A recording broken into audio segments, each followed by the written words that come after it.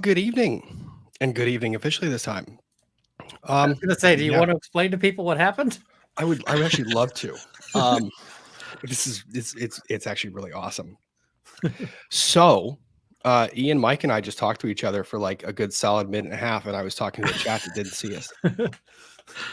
It was a fantastic intro. We can't recreate it. Oh god! Yeah, it was the greatest intro in the world, and this is just a tribute. Oh, that's so great. It was like it was this great intro, and we were talking. I was like, "What are you guys doing?" I was talking to the chat. I was like, "Where are you drinking? What are you having? You having a good week? Did you guys have a great week? You had a wonderful week. Where are you drinking?" I'm going, "Why is no one talking back?" And then Ian goes, "Are we live yet?" And I was like, "Oh, that was the moment."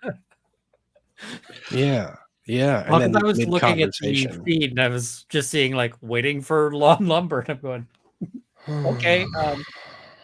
Even with the lag that there usually is, it should have been live by that point.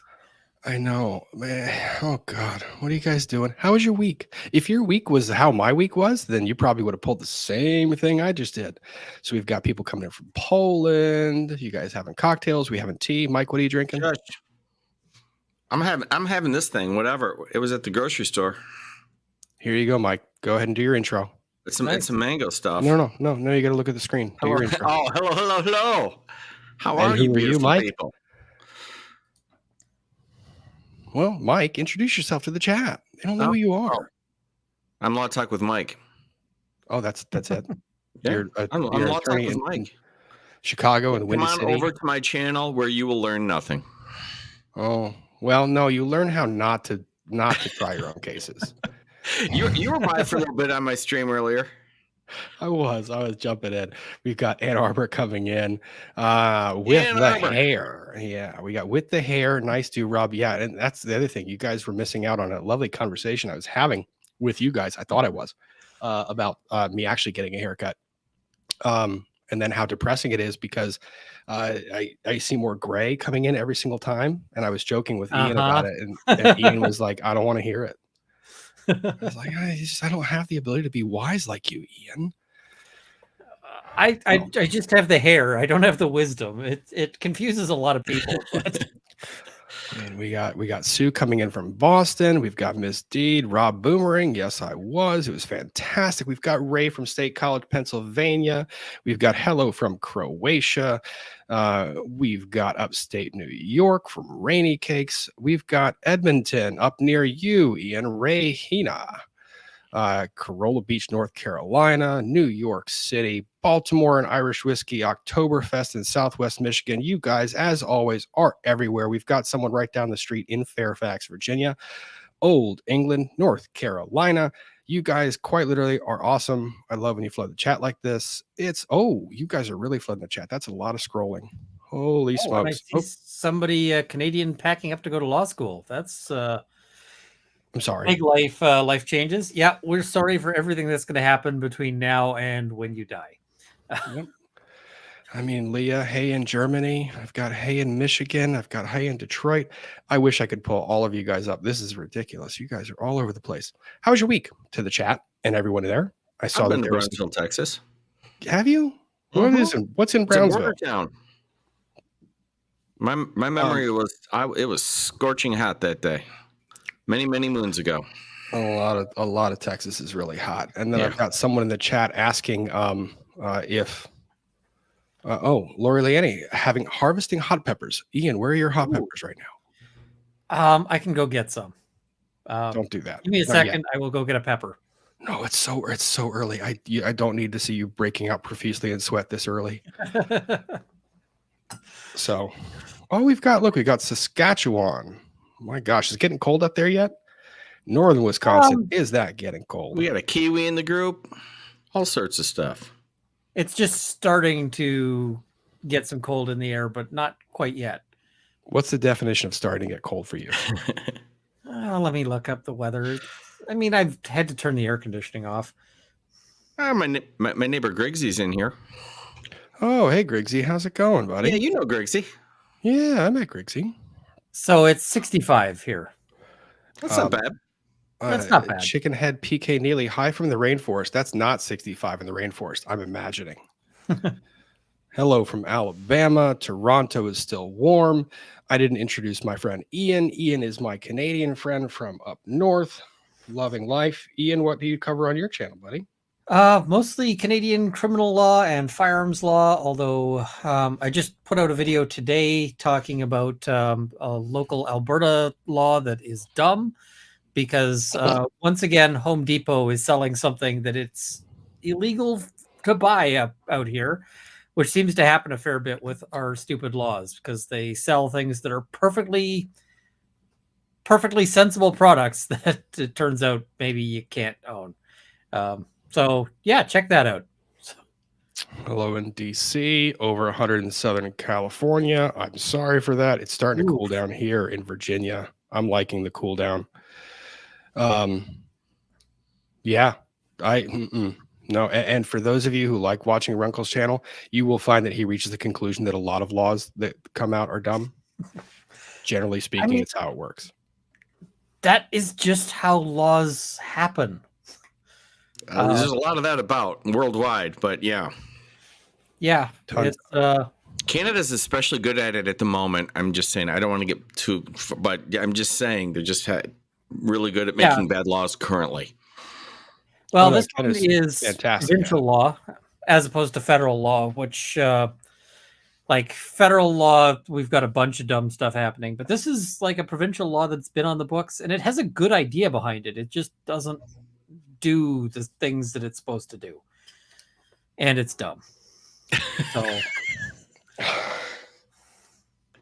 you guys, if you have not tuned into any of these streams, we are going to get at least like 6 or 7 Runkleisms before the end of the evening. It's just going to happen. And then for you guys who do know Law Talk with Mike, what's your favorite beverage of choice? My favorite? What, for alcohol? Yeah. Tito's and soda. Okay, and what do you torture me with? That's it. It's boring, but that's what I like. I know, but what do you torture me with? Oh, Malort. I didn't torture you with in my comments, I got into it with what's called a Chicago handshake, which is old style Malort. And if you think Malort's bad, try old style. There's an old style. Old style. It's nasty. It's that beer. Like, what is that? It's beer. It's just bad beer. And what they did, I don't know how they did it, but they worked it up so they had the concession at Wrigley Field. That was their entire sales. So and they had a monopoly, so you'd go up there and drink warm old style, and it was awful. Could you imagine that? You're at a Wrigley Field is baseball, yes? Yeah, it is. Yeah. Oh, Ian. I'm not a sports guy. I'm just thinking you're at a baseball game, which is already one of the most boring things you could be doing. And the only alcohol is Malort. Yeah. And you're just like, this, you'd have to be sitting there thinking, did I die? And is this the bad place? Like, what did I do? What did I do in my life to obtain this level of punishment? Yeah, no, that's not fun. And I see Uncivils in the chat. Hey, buddy, I saw that you were streaming earlier. Hope everything's going well. Glad you're back in Texas. But because you guys like Malort, I was able to find a video or a few videos by someone on TikTok who likes to use Malort as a substitute for some things. So while we're getting into the swing of things, this is great though. While we're getting the swing of things and while we're just winding down and getting ready to talk about some Erica Girardi craziness, and oh my God, you guys, someone made me watch Real Housewives of something or other, and I hate you. That was Emily, wasn't it? Oh, it was Emily. It's always Emily. You had to learn about the stacks. I didn't. It's too early, Ian. It is 8:25. I was gonna. It's the evening. It is the evening. That's true. All right. Let's see if this. And you guys got to tell me if you can hear audio on this one, and if it sounds terrible. Mixology, where I take classic drinks and I replace the liquor inside that drink with Malort. Today, we are just going to be doing a dirty martini. Instead of gin or vodka, we'll be using Malort. We got our olive juice here, and we have our dry vermouth. I hate this man already. I was going to say, how do you think this is going to go? The guy's got a very a very punchable face, and B, Oh, come the on. activities. He's got very punchable actions that he's taking right now. Well, the actions. I think you're not taking offense by the face. I think you're taking offense by the actions. Some of both. Let's see where it goes. 2.5 ounces of vodka or gin. That's too much Malort. Yes, because it's some Half an ounce of dry vermouth. Oh, this is gonna go terribly. Oh, And half an ounce of olive brine. I like it dirty. One could say this is the dirtiest martini you'll ever have. You probably could also start your lawnmower. We have our chilled martini glass. Don't need it.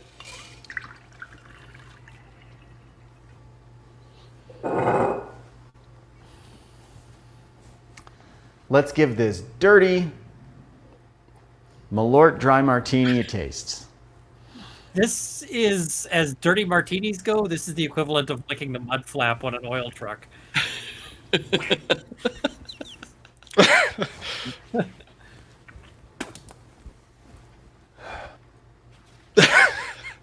I feel like he deserves everything that's happening to him right now. Pardon my French, but it tastes like f***ing shit.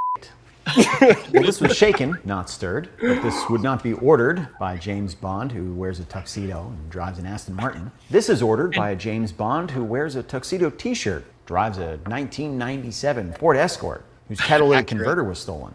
Bond. Accurate. Jimmy Bond. So this is absolutely disgusting, but I'm no coward, so I'm going to try it again. Nope. Instant regret. I just want to leave. For the record, this is the first one that I've not been able to swallow. The Malort somehow is demonically possessing the dry vermouth and the olive juice, making everything terrible and everything undrinkable. Not even this fancy chilled glass to save this cocktail. In for a penny. Great. In for a pound.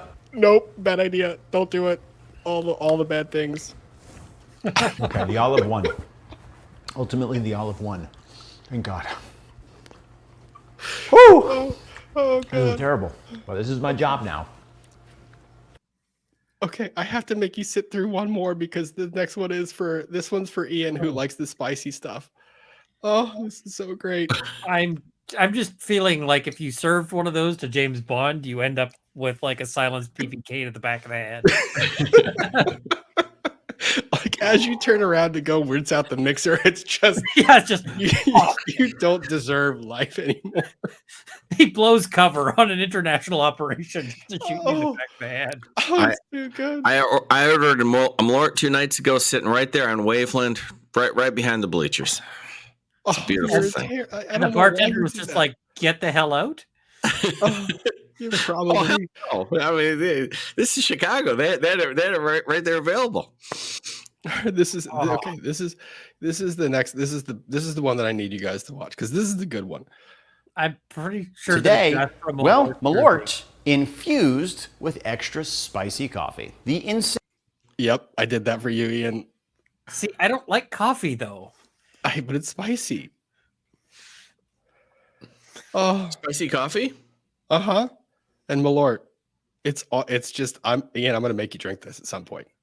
No, Insane extra spice, Malort mixed which with is coffee infused is with too- Carolina Reaper coffee beans. Now, Roasty Buds You was very love kind Carolina to send me a wonderful care package. They also included in that some Malort infused with their coffee beans. Today, we're going to try it. Very dark roast color to it. This is very cloudy. That looks like it came out of the back end of a motor.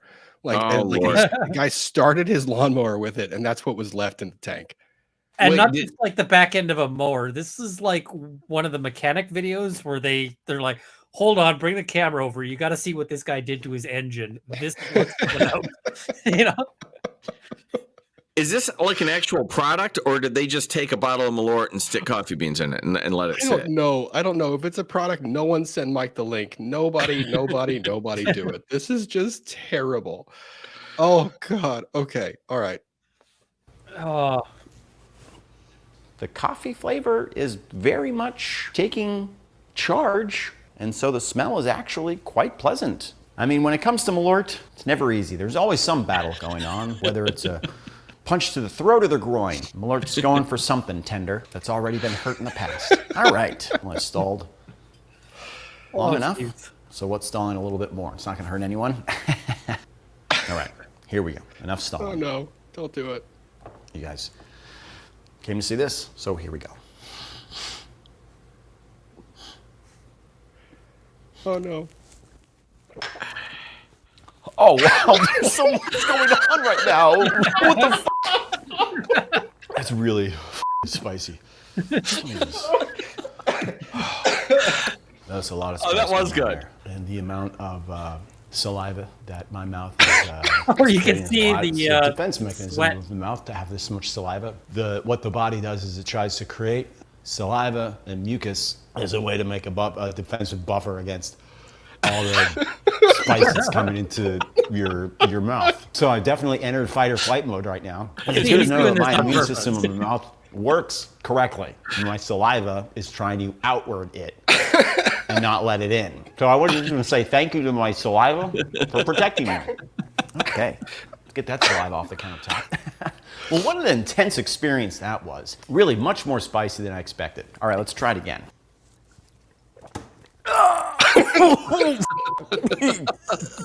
Hurts.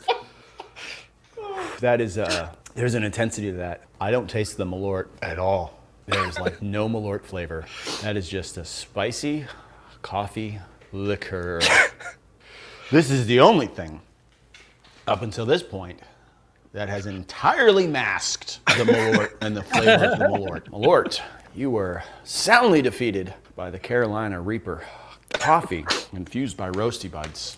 It feels like Roasty Buds was my bodyguard, but its way to protect me from Malort was to knock me out, throw me on its shoulder, and 40-yard dash me out of danger. My head bumping along the side of the building the whole time. Was I saved from Malort? Here we go. I Enough have to stalling. do this one more time. Watch.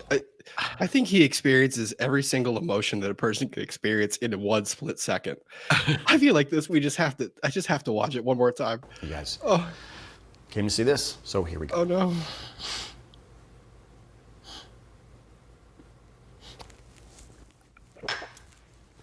Oh wow, there's so much going on right now. What the f?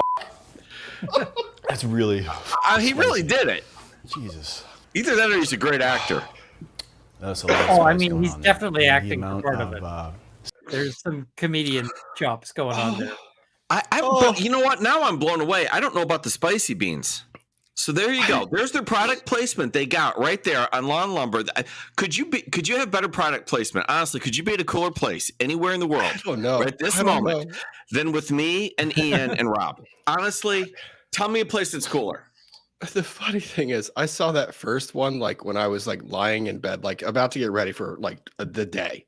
Right. And I'm like, oh, I woke up at 5. I can't sleep. I might as well throw on the devil's TikTok and see what's going on. And that thing popped up, and I don't think I stopped laughing for a good 15 minutes. just watching him go through all of that. Oh man, I needed that so bad this week. There are lots of good Malort memes out there.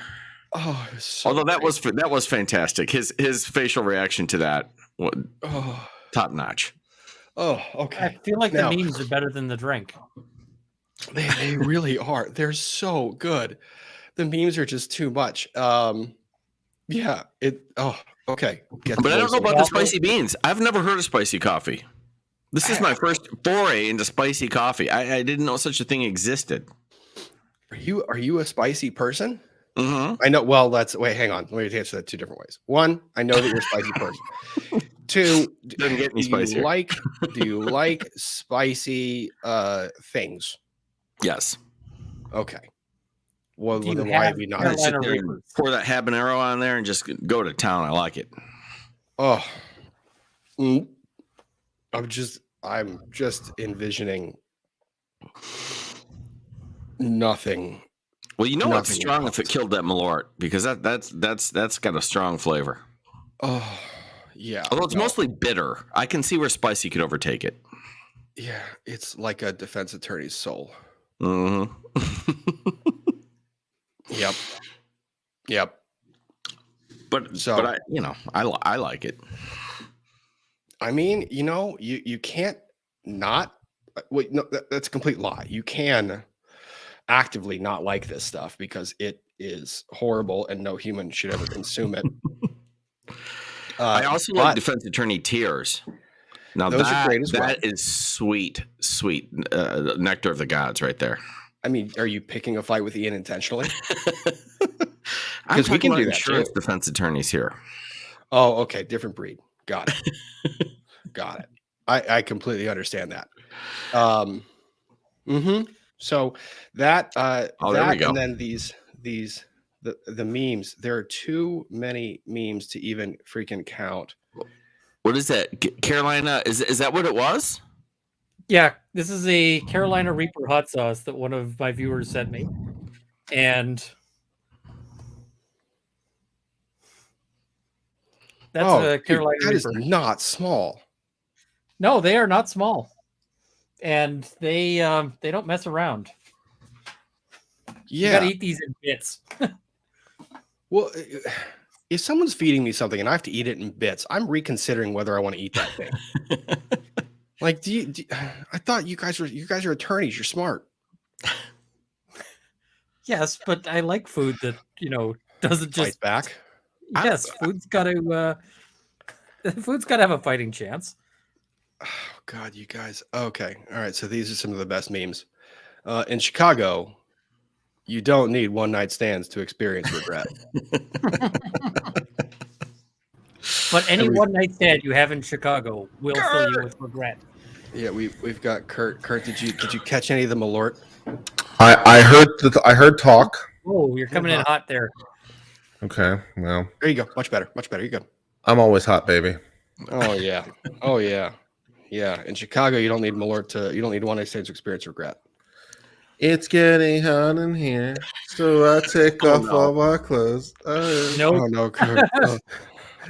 Take my clothes off. Oh God. No, we'll stay on.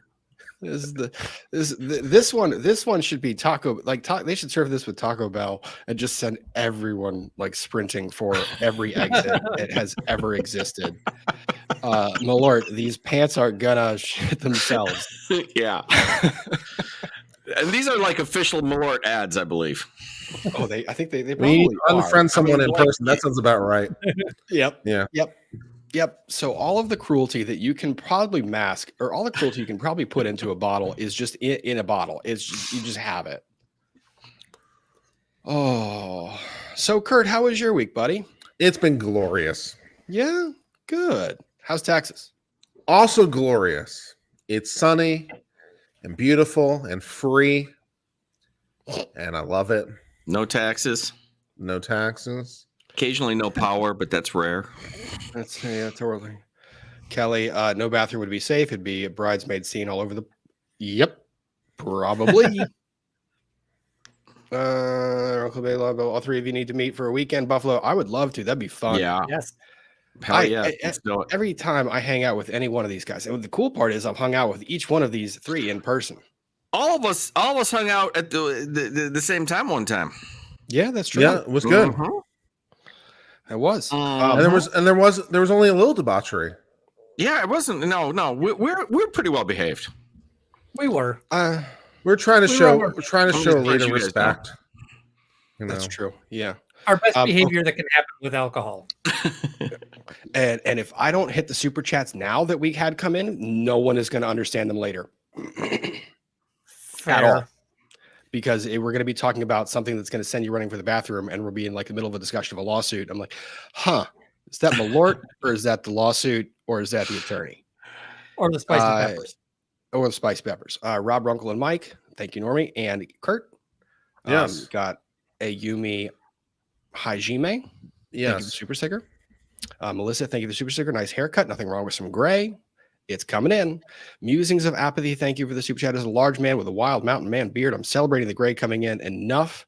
I can be Santa without white beard wax. That's the goal. That is always the goal. And in case you have not realized on this stream, if you wouldn't notice, Kurt has he has shorn the facial hair and is looking rather dapper. Mm. And he has put and I went with a very nice short haircut. And that was from a Brooklyn barber. Is that not? Yes, correct? it was from a barber in Harlem. Oh my! That is nice. A Haitian barber in Harlem gave me that haircut. How was the experience? It was great. It was everything I could have hoped for. Now, if you can't find Malort in your local area, you can get the same experience by just ordering Darius Cooks' food. I saw someone throw that in the chat. I was like, oh, Ian's gonna see that. Ian's totally gonna see that. Griggsy, hey from Chi-Town. Hey buddy, Gold Coast representing. Glad to see you here. Jacqueline Ellis, hello from Ohio. Hello right back. Blue-eyed country gal, after an exhausting week, tonight's shenanigans are necessary. Take my mind off everything for a bit, please, and thank you. You are most welcome. Anita Zapata, Chilean, but I live in Kentucky. Hi, Rob. Hi, Anita. Angela Daly, Ian, I have an ex from Canmore. He's the reason all those laws exist. You can't patch stupid. Yeah, stupid is forever, as the comedian says. Melissa, thank you for the very generous super chat. Thank you. I needed this. I wanted to start this stream with a bunch of people just laughing, and that thing just sent me over the edge when I saw it. All the reactions. Yeah, thank you for being here. Korawi. Malort tastes like old oil painting of a grapefruit that hates you. Guys, by the way, this is probably like my favorite part of the chat where everyone's talking about the different things of Malort. Samantha Steinis, you three are amazing. Us four are also amazing. Thank you very much for being here, and thank you for that super chat. Crystal, this is just the laughter I needed at the end of the week. Thank you, and hello to all. Hello right back. Thank you, Crystal. Ken Ripley, I'm late. I sent you mail that was delivered today, Rob. Hope you like it. Did you get more unicorns? I didn't get more. My unicorns are gone. They went to their nieces and nephews, so I don't have my jury of unicorns behind me. I'll survive. Irania, go ahead, Mike. I think that's a blatant request for more unicorse. Is what I'm reading. Does anyone else? What I heard. That's what I heard. Everyone. All I heard was send me unicorns. I heard a man in desperate straits. But the nieces and nephews are perfect cover for that request. I get it. You can get your unicorns and maintain your dignity at the same time. I like it. Mike, I lost dignity a long time ago.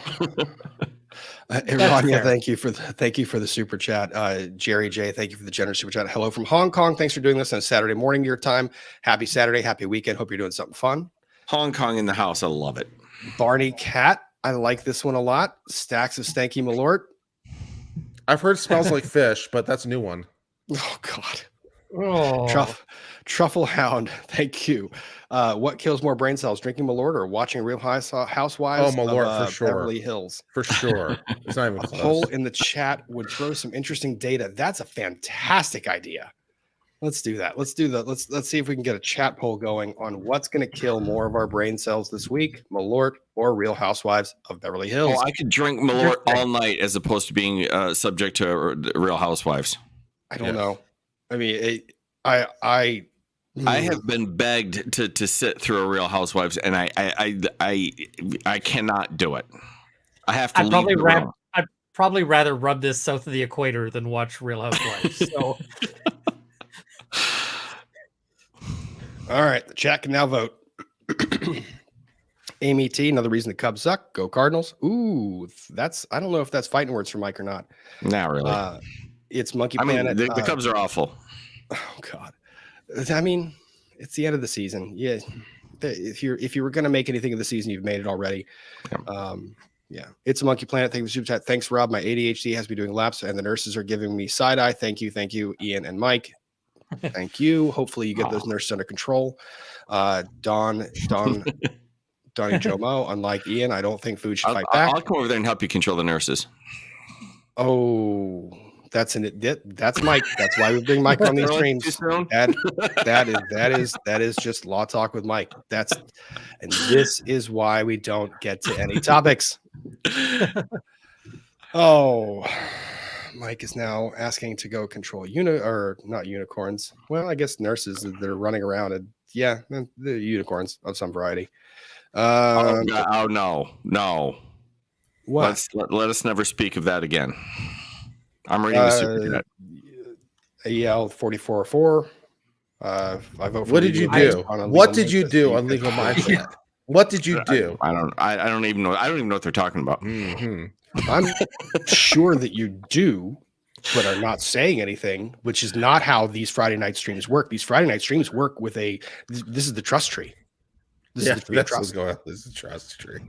It's just between us and no one else. It's between us and 2,100 In people. fact, that's the way we did the intro, just between us. Oh, God.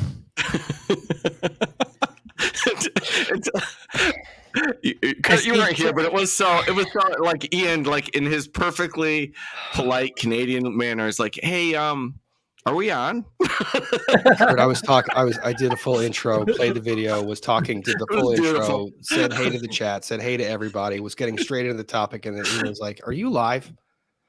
Nope. Oh, I've done that before. I have done that before. So yeah, I've done that with mute. I actually recorded a video without the record button being on earlier today. That was good. Oh, so that's much fun.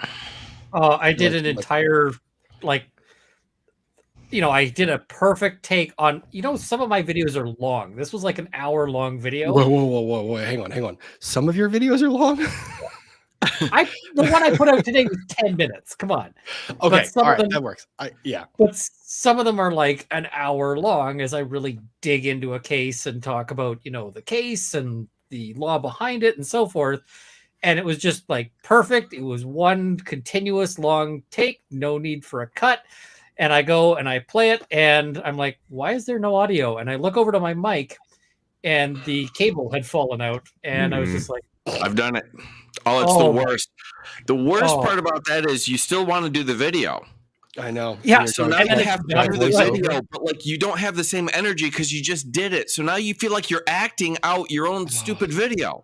Yeah, I've been there too. Yeah. It's awkward. Yeah. Well, and you're sitting there and you're like, this is not as good as the first take. Yeah, right. YouTube problems. I'm sure no one cares, but still. On a more serious topic, I'd like to take this opportunity, since 2,100 of you are here, to announce that 3 weeks from today, on Friday, I'm going to be doing a 12-hour stream to support thyroid cancer awareness. One of my mods has thyroid cancer, and so we're going to be doing a charity stream for 12 hours on this Friday, and I am dragooning Law and Lumber here to do his Friday night roundup on my stream rather than on his own stream as part of said charity effort. And I will be dragooning the rest of you for various parts and participation. So think about what you might want to do. 3 weeks from today, the last day of September, thyroid awareness, probably to the American Thyroid Society, and look forward to that. Should be fun. I would love to. Kurt, that's a great idea. That's a great idea. Yeah, nice. Fantastic. Okay, so let's get through these last ones. Then we're going to get to Erica Jane. Okay, so Chicagoans love their Malort, like bartenders, especially when West Coast bartenders love their Fernet. Got it. What is that? Is it Fernet or Fernet? I don't know, but that's from that Sarah, not the Sarah. That Sarah. Chat, tell me the pronunciation on that one. But yeah, Tammy Baines, in the words of Natalie Lawyer Chick, it tastes like hatred and despair. Natalie Lawyer Chick said that. I think that's fantastic. Yes, I think that's probably accurate. And now you see why I have to read these super chats now, because if I get into a case and that comes up, we're not understanding any of that. Ellen Lee. The description I saw was somebody who worked doing construction. He basically said Malort is what it would taste like if you took vermouth and poured it through the sock into his boot at the end of the day and just drank it right out of the boot heel. I'm really glad I don't eat before these streams. I pour turmeric, cinnamon, and cayenne in my coffee every morning. It's great for inflammation and your digestion. Just saying. Interesting fact. I did not know that. Jacqueline Ellis, even Fireball is better than that. I would say Fireball is like Fireball brandy. Is massively Fireball, faster, massively Fireball plus root beer. Trust me on this one. Okay. All right, start that. Solid. Misty, Gibson's Bakery versus Oberlin College. I saw that come through. Oberlin lost that case, right? Yes, they did in the highest court. And then someone tweeted that they agreed to pay, and not so much as they lost. Basically, yeah, it's over. Like judge enters the judgment, says you owe this money. Well, we agree to pay. Mm-hmm. Yeah, well, because the alternative is that they're going to take your stuff. Yeah. Kurt, do you know the facts of that case? Like, can you do a brief rundown? Yes, very briefly. Yeah. So there's a bakery in the same town as Oberlin. It's been there Good Lord. forever. I need a cocktail for this. Yeah, Get a well, cocktail. here's the basic background. The basic background of it. First of all, Oberlin is an extremely left-wing school, very sort of famously so. So it's one of the more. It is probably one of the most woke schools. The only one that comes close is like Evergreen State. It's right up there, right? So first of all, that's Oberlin. It is very, very lefty, very lefty. Okay. So, anyways, there was a bakery in the town where Oberlin is that had been there forever. It had been there for like 100 years or something. And, you know, of course, being in town, they had done business with the university from time to time as providing services and so forth and so on. And a student or two students that were minority went in there and were caught shoplifting. And there was tape later released of this happening. And the store owners tried to detain them in order to, you know, have them arrested for shoplifting. Mm-hmm. And people cried racism. They said it was racial profiling, right? They said this was racism profiling. It was none of those things. They were, in fact, shoplifting, of course. But you know how these things get out of control. This is, of course, a couple of years ago when this thing was even more emphasized with these kinds of issues. So people were boycotting the bakery, and the university got liable for a couple reasons. First of all, because it allowed the student union to vote and then post a big like proclamation on its official bulletin boards about how they hated the school. They helped the students by printing flyers that were saying how they are racist and how they were engaged in racial stereotyping and racial profiling, and how this bakery was a no good, very bad bakery, and all the rest of it, and so forth and so on. And obviously caused huge. Yeah, the college was part and parcel of this. They were helping the students by feeding them. I think the university would have bought them pizza at some point on terms of this. They were providing them flyers through their Xerox machines. They were providing them support by posting proclamations on the thing. And of course, none of it was true. And so defamation basically is your end there. And the university was basically held to be responsible as an accessory to defamation. So that's basically the fact pattern in brief. And it was a lot of money. It was like $21 million or something that they 21 million or 30 million. It was a lot of money. It was a huge amount of money. Yeah. Because they were calculating their losses basically going indefinitely. Of course, the university also, as I mentioned, they'd done business with the university. So the university said, we're not going to do business with you anymore. Canceled contracts, breach of contract. So there was a whole lot of expenses related to that. Oh, Ian's having fun. I am. Mm-hmm. It's like when you see somebody throwing crap at somebody, you want to think real hard before you join in on that, because you don't want any part of a lawsuit, especially if you are the deep pockets. Because like the people who originally threw crap over, the people who originally made the racism claims probably aren't deep pockets, but a university, that's what gets a lawyer interested.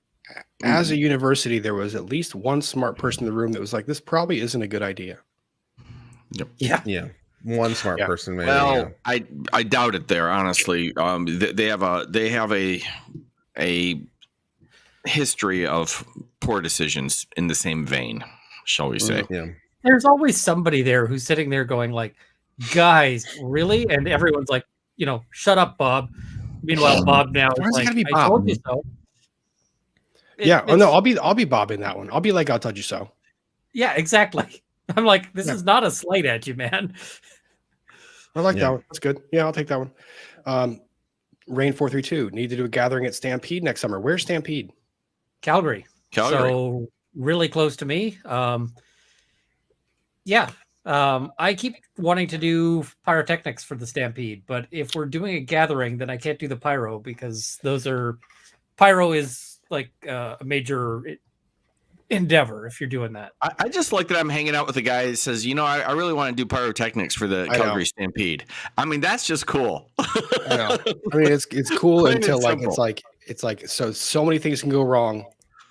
but stand here and press this button. Huh? Well, to be fair, I mean, the credentials I have put me at the lowest level of things. I'm able to be there and be a helper monkey, but beyond that, like I can't run a show on my own. I can't pull a ticket yet. I'm hopefully soon going to be able to pull a ticket for a display fireworks show. And display fireworks is actually where you have the potential for the really big problems. Because when you're playing with an explosive that is yay big, if that goes off in your hands, they don't find pieces of you. So let's not do the explosive stuff. Let's just let's leave it to other professionals. I do it almost every year. I got tons of pictures of me putting giant explosives. Don't have pictures of you putting explosives that are illegal in anything ever. There are no pictures. This is 100% legal. Oh, okay. There are pictures then. Yes, he has a pyro license. He's licensed and everything. That's right. I've got a pyrotechnician license and I've got a display fireworks assistant license. So both of those things let me play with explosives. And he's gonna run a Law Tube pyro show for us, and we're gonna help. If I can get this is me helping. I'm gonna stand in the back and do nothing of the sort. If I can get my display fireworks supervisor, then if you guys are in town, I could theoretically pull a ticket and run a fireworks show. I'm kind of all for this. Like I'm feigning skepticism. I but could I'm ruin all your connections. Yeah. And I've got connections with like the armories that can bring in all of the explosives, that could rent me the gear. Like it could happen. Sweet. I mean, the problem is that those fireworks shows are actually ridiculously expensive if you want to do anything really interesting, because all the big stuff is super expensive. So yeah. Okay, so Shauna, Kurt, your theme song should be "Coming In Hot" by Lecrae and Andy Mineo. The beginning of the song is all you.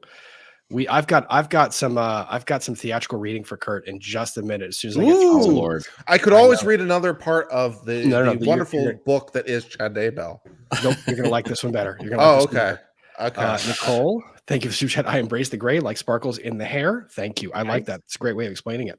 Nigel1701. Hi from Ottawa, Canada, by the way. I haven't laughed so hard as I did just now in ages. That was the point. I'm glad. I hope you guys did get a kick out of that. That's kind of the purpose. It's been a long week, and this is a place for everyone to unwind. The cricket. Cheers to my favorite study buddies. Hope you're studying something fun and interesting. Good luck on whatever you're studying for. KM Cheesehead, y'all make me want to try Malort, and that's embarrassing. Don't do it. Just resist the urge. There's nothing to gain. Think of this as like watching a video where somebody tells you about the time they were struck by lightning. Don't go get struck by lightning. It's not. When they say don't run out in a lightning storm with a big pole over your head, don't run out in a lightning storm with a big pole over your head. Don't do that. Pam Bystrak, your missing jury of unicorns can be remedied. I think that was suggested. Thank you for furthering the suggestion. Arla7247, with the heat Ian eats, you wonder why his hair is white, because it's bleached out of him with all of that fire hot sauce. Kim Ripley, sorry, it's not a unicorn. I'll check the PO box. Thank you. Tanya, the Tighter Spider Monkey Ninja, still one of my favorite names that you can give. Hi guys, Robin EM. I have to check that. I have your correct POs, so I can send you the thank you gifts I made. It's in my about page, and I think Ian's. Mine's also in the about page. Yeah. Yep. I think everyone on this stream has about pages that have PO boxes, because you guys, you guys are overly generous. And I can't thank you enough for just even being here, much less doing what you guys do. This nugget rolled into my office, and I was opening it. I thought it was some office supply crap, and I opened it up, and it says that whatever. This is a judge said this, so it was a lot of fun. And I'm like, this is so cool. You know, like, it was a total surprise to me. I didn't know that. But yeah, viewers can be cool. Somebody sent me, actually a few viewers have sent me really spicy things. So, I appreciate that. I mean, it's fun. Spicy, James McDermott. Spicy photos, is that what we're talking about here? No, we're not. No, we're not. No. We're not there yet. Nope. Nope. It's 9:00. You have to wait till 10. I've heard people have gotten spicy photos. I'm just saying. 9 o'clock. It's 9 o'clock. You're wait I till get 10. death threats, not spicy photos. So Yeah, Ian gets spicy texts that are I not wouldn't spicy. encourage such a thing myself. I wouldn't. You know. God, Mike. That would be wrong. I can't take you anywhere. James McDermott, hello from Kago and Bali. I'm drinking dragon fruit smoothie and cappuccino. That sounds better than anything we're drinking. I hope you're enjoying that very much.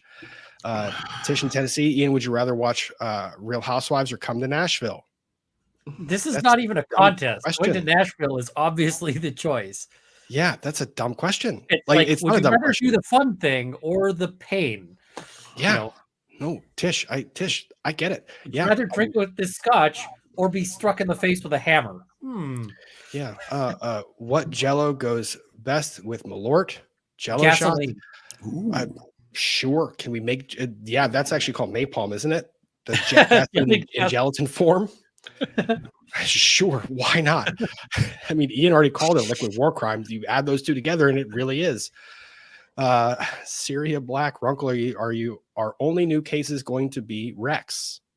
I think this is in reference to So the cases that have already been heard. So if you haven't heard, the Queen died, and because of the history in Canada, the Queen is nominally the head of state. So instead of like in the US, you'll have cases that are United States v. so-and-so or Virginia v. so-and-so. Here it's for criminal cases, it was the Queen and so-and-so, and now it's the King and so-and-so. So all the cases that already happened were with the Queen. But now that All right. King, But I have to interject here. We had a discussion about this before we came on. Yeah. Ian is answering a question. We are not making any statements about the Queen one way or the other. Just at 99% you understand it. But for the other 1% who can't figure this out, he's responding to a question. Thank you. Yeah, I got a whole bunch of people who are upset because I woke up and the first way I knew that the Queen had died, because I was sleeping in. I got up at like noon and I look and I'm just like, what the hell? Because I've got this ton of Twitter DMs. And so I'm going through and people are asking me about like, hey, is Canada going to be able to function now that the Queen has died? Like, yeah, it's like, we planned for all of this. Like, we knew she was not going to live to see 200. You know, it was foreseeable. The Canadians were onto this, huh? Generally speaking, people live and they pass. And honestly, I you know what? There's a lot going on. There really is a lot going on in a lot of people's lives. Let's yeah, but it was just so I just answered the question as to like what's going to happen, which is not a whole lot in that sense. There's going to be memorials, there's going to be this, but the criminal justice system is just going to keep moving. You know, they're arresting people right now who are having bail hearings. Stuff goes on, right? So lots of people took that as a personal shot at the Queen. I'm like, it's not though. How is that a personal shot at the Queen? I don't even understand the controversy. It's like, well, everything was in the name of the Queen. She's no longer living, so everything's now in the name of the King. I know. How's that a shot at the Queen? I don't even get it. We are getting way sideways because they're saying you're minimizing her passing by saying that the world goes on without her. Here's what's going to happen. What's going to happen is we're going to have this discussion, and this is the problem with having this discussion. I'm going to pull up the next super chat, and it's going to be about Malort, and I'm going to have to switch gears. And that is really hard to do. That is really hard to do. So, also people in the chat, Rob loves Malort. If you send him a bottle, every time he gets a super chat more than $10, he'll take a shot. See if you can find that spicy. I know where he lives. Malort. I can send the case. Please don't torture me. I mean, maybe. I'm not going to send it to you. I'm going to send one to each sitting judge on the Court of Appeals in Virginia in your name. With my name on it? Oh, Kurt, no, I need to win cases. You can't do that. That's nefarious. I am planning. I'm still working it out as to which day, but I'm hoping it'll be the same day everyone else is doing it. I'm planning to do Extra Life again this year as well. And so Extra Life is a 24-hour gaming stream. Ooh, for excellent. And If you'd so like to do a preview, could I suggest you do a preview on my stream in 3 weeks? yes, do one on Kurt, but I was going to say maybe I could get some Malort and put a price tag on Shot of Malort. I don't want to speak for Kurt on that one because what day is that? Day is that? November 5th. I'm sick that day. I'm just sick that day, that week. I'll donate a ton. I'll donate everything I can, but I'm sick that day. I can't do Shots of Malort. No, but I'm just saying. You mean you're going to be sick on November 6th? Is what you mean to say? Because you can predict that one. That one is foreseeable. But yes, we could put Kurt, if you want to stand in and also put a price tag on Malort there. That's your call. I don't know, how much is your soul? Because it's for the charity for the cancer. Okay, I'm fine with that then. But so yeah, it's for the children. I'll think about it. We're gonna hit these next one because apparently this is a funny stream that Mike was on, and I'm gonna have to go watch this after I'm done here. KM Cheesehead, Mike was surprised with the legal mindset stream with Drex. It was phenomenal. That sounds potentially interesting and probably interesting. Are you getting canceled, Mike? He's like, yes. For those of you in the chat who do not know who Legal Mindset is, well, one, he makes good content, so you probably should know who he is. For those of you in the chat who don't know who Drex is, the combination of Drex and various people can lead to a lot of things that people find offensive. Some people find it a little bit offensive. I have actually never seen anything with Drex on it somehow. Pretty sure the first thing you're going to have to see is that Legal Mindset stream with Mike and Drex. We could watch it together, you and I. We could comment on it. Maybe. Always looking for content. So there you go. Oh, okay. Just me. Thanks for the chat. Mike was talk to Hogue about bringing Drex on as a special guest on Lawyers and Dragons. I don't think this will ever happen. I did my own stream there. No, I didn't know what it was. It would break. It would break Hogue. It would break Hogue because we can't do that to poor Rick. We just can't. Swear jar just going like. There's no. Yeah. Mike was traumatized. Let me see. Mike was traumatized. He'll never look at German Shepherds in the same way again. I am reading this out loud because you were very generous with the donation and say ball and dough at the same time. Oh my gosh. I guess you guys go check that street. This is just trying to figure out how to do that. I'm having a tough time figuring out how to say those two things at the same time. Okay, well, you guys were all out there. So we're out in California. Andrew's out there. And I end up hanging out with Andrew some too, So he's like, and I've been on his channel. He's been on my channel. He says, Mike, can you come on? I'm like, yeah, I got my own stream. So I did my stream and I just go on. I don't know what the topic is.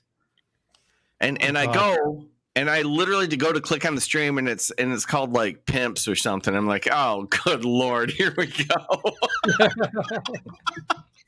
Yep. And you're like, buckle up, it easy. Here we come. Vez from Quebec. I'm sick today. You guys make it all better. Thank you very much, Vez. Tills T. Hi, Rob. You look like a Canuck architect. I dated back in the day. Love your workshop videos. Thank you very much. I do like getting in the shop. I was able to get there at least once this week. Syria Black. Runkle will be, yep, we already hit that one. Thank you. Yep. Yes, they are. Must I Olf bed? I'm sorry. I don't, yeah. Must I Olf beds? Thanks to members for giving free memberships. Yep, I saw some people gifting. I'm going to try and pull those up towards the end. People have been saying that to me. Thank you, worst username of all time. No, don't be mean. Against the tide, lawyer. It's intentionally horrible. Okay, whoever it is, it's a joke, and they meant it that way. I know. I'm dense. Like I'm just dense in the skull. Against the tide, lawyer pumpkin trebuchet toss with epic vlogs with all. They do that in Delaware. It's called the pumpkin chunkin. Cool. Pumpkin chunkin. Yeah, that's right. I hadn't heard that for a while, but yeah. Great videos. Honestly, hilarious content. Crowdfund Runco Pyro Spectacular. Oh my gosh. Nice. Stuart Tamanaha. I definitely need whiskey Bob for is just this. Rob in denial.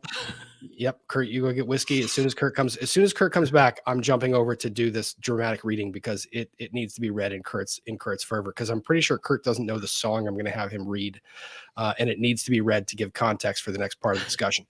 Mandalore Wise, add 30 pounds of mortar firework to Ian's. Oh my gosh, Ian's list of self-defense tools. Just another reason not to show up at Ian's house unannounced, because he'll light the sky up with the mortar and then he'll go outside with that saber. Oh my gosh. You need to watch the YouTube video, The Woman Chart. It gives a great explanation of a unicorn. Okay. I guess I will. That might be bad. I don't know. Yeah. Here you go, Ian. That's Sarah. Fernet.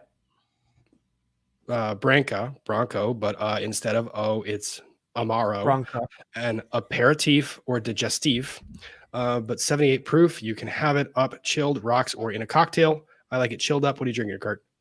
Yeah, Alamo Distilling Company from Alamo, Texas. See, I like Amaro Nonino, which is an essential ingredient for a paper plane, which is good stuff. Yeah. Rob, if you pick it out here, we'll have paper planes instead of Malort, and it'll be a much better beverage. I will do that. Oh, Lord. At a Horn Square, super sticker. Kurt, let me know when you are satiated. Yeah, there goes our dramatic reading right there. No, I can read. Okay. I'm even a better reader now. Crowdfund Mike spicy texts. No. I mean, you guys do you. Mike is out there. You can text him. T in Tennessee. Ian, sorry, only dog treats for me. Okay. Here we go. I got the dog treats. Puppies were quite thrilled. All right, Kurt. Yes. Let me zoom in for you. Oh yeah, I'm already there. Oh no, I can't see it. No, I didn't. That was supposed to be a surprise. He's feeling the vibe. I'm feeling it. All right. Okay, Kurt, that's nice. Give me your best go. This is the content. First line already. I like it. This is the content. My kitties like a python, ticking like a time bomb. Limited edition. Gotta buy it with no try on. I purchase like a lion. Knock 'em out like Tyson. Everybody knows I'm $1 million diamond. Oh, God. I'm reckless, offensive. I destroy your defenses. My guest list is priceless. And yes, I run a tight ship. Bentleys and Benzies. Through cash card and lenses. And dollars and senses. Cha-ching. Oh, this is too great. It's expensive to be me. Looking this good don't come for free. Oh, bitch, what? That's just who I be. It's expensive to be me. I'm like these Georgia peaches. Your magic can't compete with. I changed the game, now say my name. Hi, bitch. It's nice to meet. Yes. I text you off the runway, my money origami. I'm whole couture on a world tour from Tokyo to Bombay. I'm reckless, offensive. I destroy your defenses. My guest list is priceless. And yes, I run a tight ship. Bentleys and Benzies, through cash card and lenses, and dollars and senses. Cha-ching. One of Edgar Allan Poe's lesser-known works. Yes. It's expensive to be me. Looking this good don't come for free. It's expensive to be me. Looking this good don't come for free. Oh, bitch, what? That's just who I be. It's expensive to be me. I'm gonna spice that club like rock. Them DSLs like mom. Oh no. Looking at me like snack. Gonna eat this ass like snack. Queens riots, now kings left. Drop down expensive. And still, I don't give a fuck. It's expensive to be me. Looking this good, don't come for free. It's expensive to be me. Looking this good, don't come for free. Oh, bitch, what? That's just who I be. It's expensive to be me. That's just who I be. It's expensive to be me. Oh, ladies and gentlemen, Kurt Mueller. Oh man. Beautiful. Okay. Beautiful. I see a lot of requests. This has got to be clipped and sent to Emily D. Baker. Yes. Oh, I hate it. Rhyming runway with origami brought a tear to my eye. Honestly, it's beautiful. It's that nice. Yeah. And now you can sync everything I set up with the song and do a mashup and everything, man. Oh. Good shit. No, someone's definitely gonna send it to EDB. This is definitely up her alley. Cha-ching. What is that? Like who is the artist? Mr. Girardi. That is Erica Girardi. And that song came out in January. To be fair, that's somebody Erica Girardi hired. I don't care. Because she comes off as she says it. That song came out in January of 2017. You know what else is happening in January of 2017? Erica was using the Girardi Keys credit card and getting it paid off by Girardi Keys trust account funds. Yep. Yeah. That same Erica Girardi. I hate that so much. Hate that so much. Yep. So that brings us to our content for the evening, which is the discussion of Real Housewives of New Jersey, Real Housewives of Beverly Hills. Erica Girardi is a participant in a lawsuit that is clawback action by the trustee in a bankruptcy case to get access to her necklace. Oh no, her earrings. To her earrings, that's right. 7.5 carats each. These diamond earrings are valued at $750,000. The only necklace she had was the pearl one. She couldn't give that back. Oh no, she can't give that back. She can never give that back. She can't give that back, or the shame she felt having participated in such an action with a creature that takes money from innocent women and children and victims of crimes. Erica Girardi's earrings are up for auction. Come on. $750,000 going once, going twice, and yes, paid out of the Girardi Keys trust account. She refused to give them back, ladies and gentlemen. She got sued by the bankruptcy trustee, and the bankruptcy trustee won that lawsuit. They are up for auction in the coming weeks. There was no stay filed of her appeal, so we are going to see those earrings hit the auction block. Please put in your highest possible bid. Oh, dude, I should totally bid on these things. Just are you sure? And this is something that I kind of wanted to talk about. I could get them and wear them on stream. It'd be great. Oh, no. We can convert those to clip-on. The puppies have very serious opinions about Erica Girardi. They do, and that's from outside. I know. I mean, it's the Potter is now better able to play, so they're making up for lost time with romps. That's romping noise outside. They're not. So yeah, they're just having fun. Yep. So, for those of you unaware of anything taking place in the Girardi law firm, or in the Tom Girardi, Erica Girardi, or if you were like me who didn't know who they really were, except for the fact that there was this person on Housewives that liked to brag about how much money she had until the law firm went under. Tom Girardi was a very famous plaintiff's litigation attorney, massive injury claims. He was very, very well known. And there he was brought into an involuntary bankruptcy. These are my people.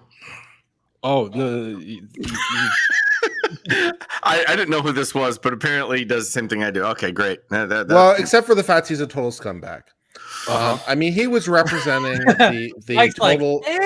He was representing the widows and orphans, people who were hurt in plane crashes, people that were hurt by water. He got some notoriety from the Aaron Brockovich case. He was one of those guys. So, I mean, he was representing people who had been seriously injured, mass tort actions, and he was stealing from his clients to the tunes of 9 figures. Yeah, let's get a little zoom in here so we can see what we're talking about. Yeah. For example, the 22 families of the Lion Air case being, for example. Yeah, that, yeah. Oh, I Yep. know Durkin, this Northern District of Illinois. This is Oh, my peeps right here all over the place. give me your impression of the good Judge Durkin, because I like this guy. Yeah, he's good. Yeah.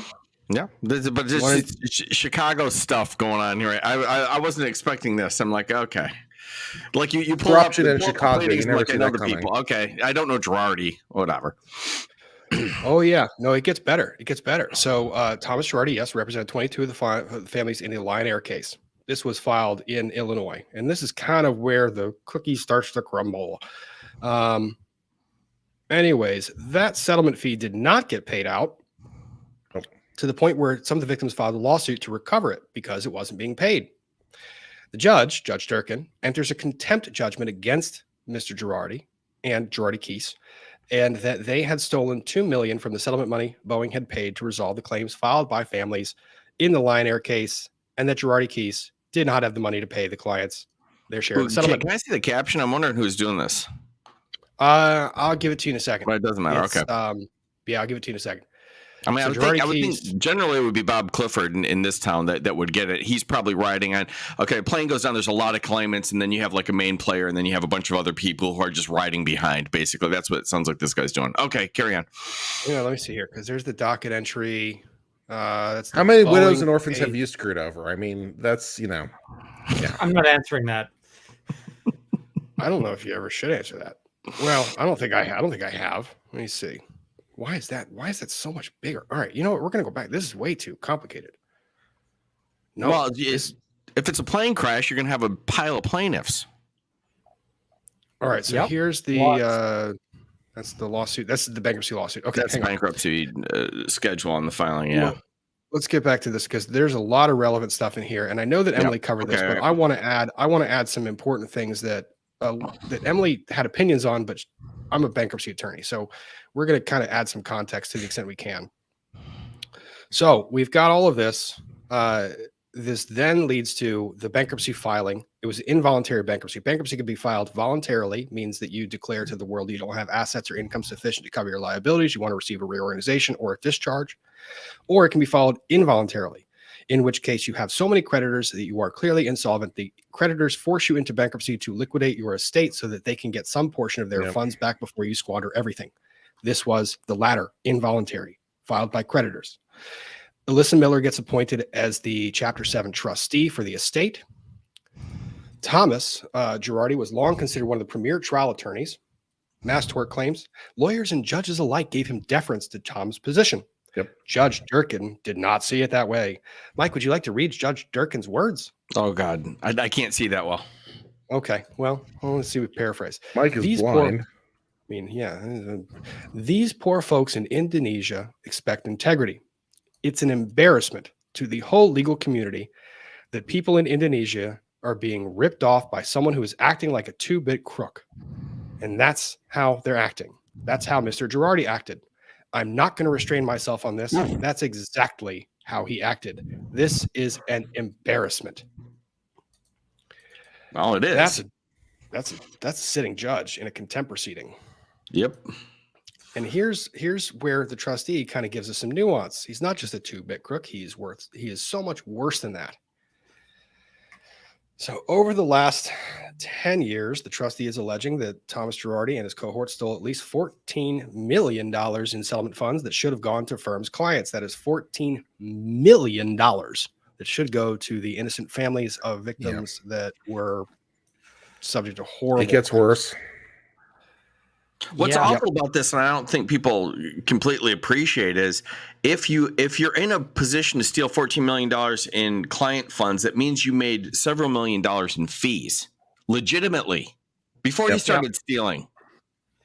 This gets even worse. And I'll tell you, none of my clients have ever paid me several $1 million in fees because I represent, homeless people and so forth. So, yeah. Oh, yeah. Yeah.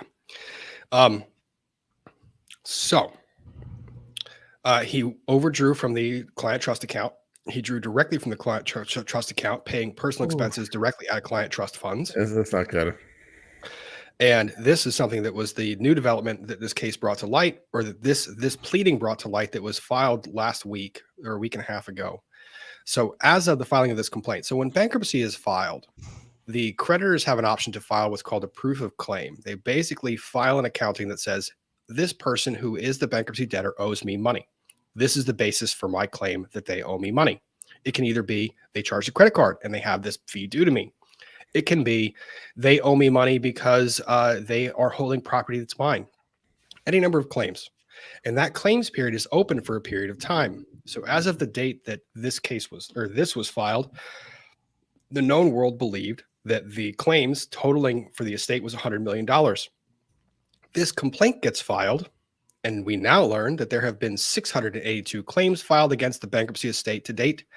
And the total of those claims is $495,912,891. Yeah, as I said, 9 figures. I wasn't kidding. $500 million. Yeah, depending on which accounting we're going for, somewhere between $100 billion and $500 billion. This is what's he $1 million. spending on? I'm sorry, not billion, million. But we'll still. get there. We'll get there, Mike, because there's a lot. Yeah. Now, the part that's interesting here is this complaint is what's called a clawback action. Wait, I want to take this back for anybody who's not an attorney in the group here. I will just give it. I'm going to give a little illustration example. There's no mistake. Obviously, we know this guy's a crook. There's no mistake. You can't commingle funds. No. I had a conversation with a client today who I settled their case. I deposited the funds. It was a large settlement, so it was going to take 2 days. I couldn't disperse to them the next day, and it happened to be Friday, and I wanted to give them the money. I said, we have to wait till Monday. My client was totally cool. I have a pile of money in that account, but it's the client trust account. Right. So I had this very conversation with my client today. I said, I could give you the money, but that theoretically is not yours yet, and I could be accused of commingling. So we have to wait till Monday. This is how uptight we are. This is how much we know. Yeah. There's not an attorney out there that is confused about any of these issues. Nope. And there was an attorney disbarred recently because he took. This is something you were talking about, Ian, right? The attorney who took money out of the trust account in order to go to the racetrack and then put it back, but then he was still disbarred anyway. Yeah, although the case I was thinking about was like 15 years ago, but guy, he basically had a tip that on a sure thing on the horses, which if you ever get a tip on a sure thing on the horses, it is not a sure thing. And if it is a sure thing, something has gone wrong. But he took the money out. He took a bunch of money out of the trust account, went to the racetrack, put it on this race, won, and then put the money back that same night. And they disbarred him for it. Yep. The money was gone for like 4 hours. And that was the end of his career. Yep. This gets so much worse. Most of us are living by, but this guy. This gets so much worse. And what was really even disturbing about it is like he was really in with the California bar regulators. So one of the reasons this went on so long was basically that he was in bed with people that would be super overviewing. Of course, it's part sort of corruption, and then it's part prestige. The guy's banging it out. He's a big hitter. Legitimately, he's a big hitter. He's getting a lot of awards. Of course, everything's on the up and up. You're going to get this. You're going to get every lien. Yeah. I mean, if his clients are entitled to $500 million in between fees, expenses, and all the rest of it, he's probably entitled to $500 million. I mean, he should have $500 million. Why does he need to steal another $500 million? Because he doesn't have $500 million. So seriously, I don't know what you need to spend that on. So let me expensive to be his wife, and also probably expensive to be his mistress. Hang on. Okay, let me take this moment to just give. I'm going to give a explanation here. All right. So what this is a clawback action. A clawback action is that when someone files bankruptcy, you've got a debtor. Are you doing this in paint? Yes, you have a debtor. I respect that. Debtor. That's Mr. Girardi. Mr. Girardi's right there. Do you have a concern with me using paint right now, Ian? Yes. Why? Yes, What's the problem with paint? Paint is awful. Hey, you know what? Beggars can't be choosers. So you have the debtor. This is the guy that files It's bankruptcy. free, my dude. As of the bankruptcy filing, there's all these different creditors to whom he owes money. And within a certain period prior to the bankruptcy filing, everyone wants their money, right? Well, he's got a certain amount of money just hanging out. And everyone's asking for money, but he doesn't have enough to pay everyone else. So what he does is he gives it to his friend. He says, I like you, so I'm going to give you that money, and these guys get zero. And we're going to do frowny faces. I'm frowny. Well, so the trustee, when the bankruptcy gets filed, the trustee gets to step in, and Mr. Trustee, let me make him a little happy guy here. Mr. Trustee or Ms. Trustee comes back and says, nope. This money now gets divided evenly between all four of you. That's a clawback action. And yes, I was really happy that I got to play with that. Like that was, But that was impressive. Wasn't that bad? That wasn't bad. That wasn't too bad. So that's a clawback action. Now, an estate like this, when someone has that 500 million, when they originally have that 500 million, this is what people are. And someone made the point earlier. He had 500 million. Where'd the money go? The estate doesn't have assets. The estate has property. The estate has earrings. The estate has a building, but the estate doesn't have cash because the cash has gotten spent. It got and there's spent a bunch by of things someone. they just can't seize, like stacks. Yeah. Can't be I don't like seized. You can't see stacks. Stacks. No one stacks wants you can't- them anyway. They're a depreciated asset. They are well. In this case, these housewives probably. Somebody apparently did. But anyways, when they do the clawback action is an asset of the estate.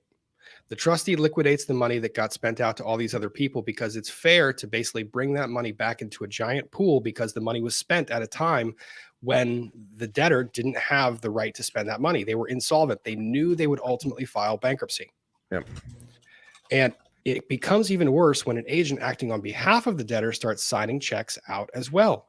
Because if I'm the debtor and I control the agent and I say, hey, you write this check out of this account, just because you did it, you've just sent my money out. That then comes back still because, that is the estate. So the estate is made up of these clawback actions. Well, the people that the trustee is going after in this particular case are what we call litigation lenders.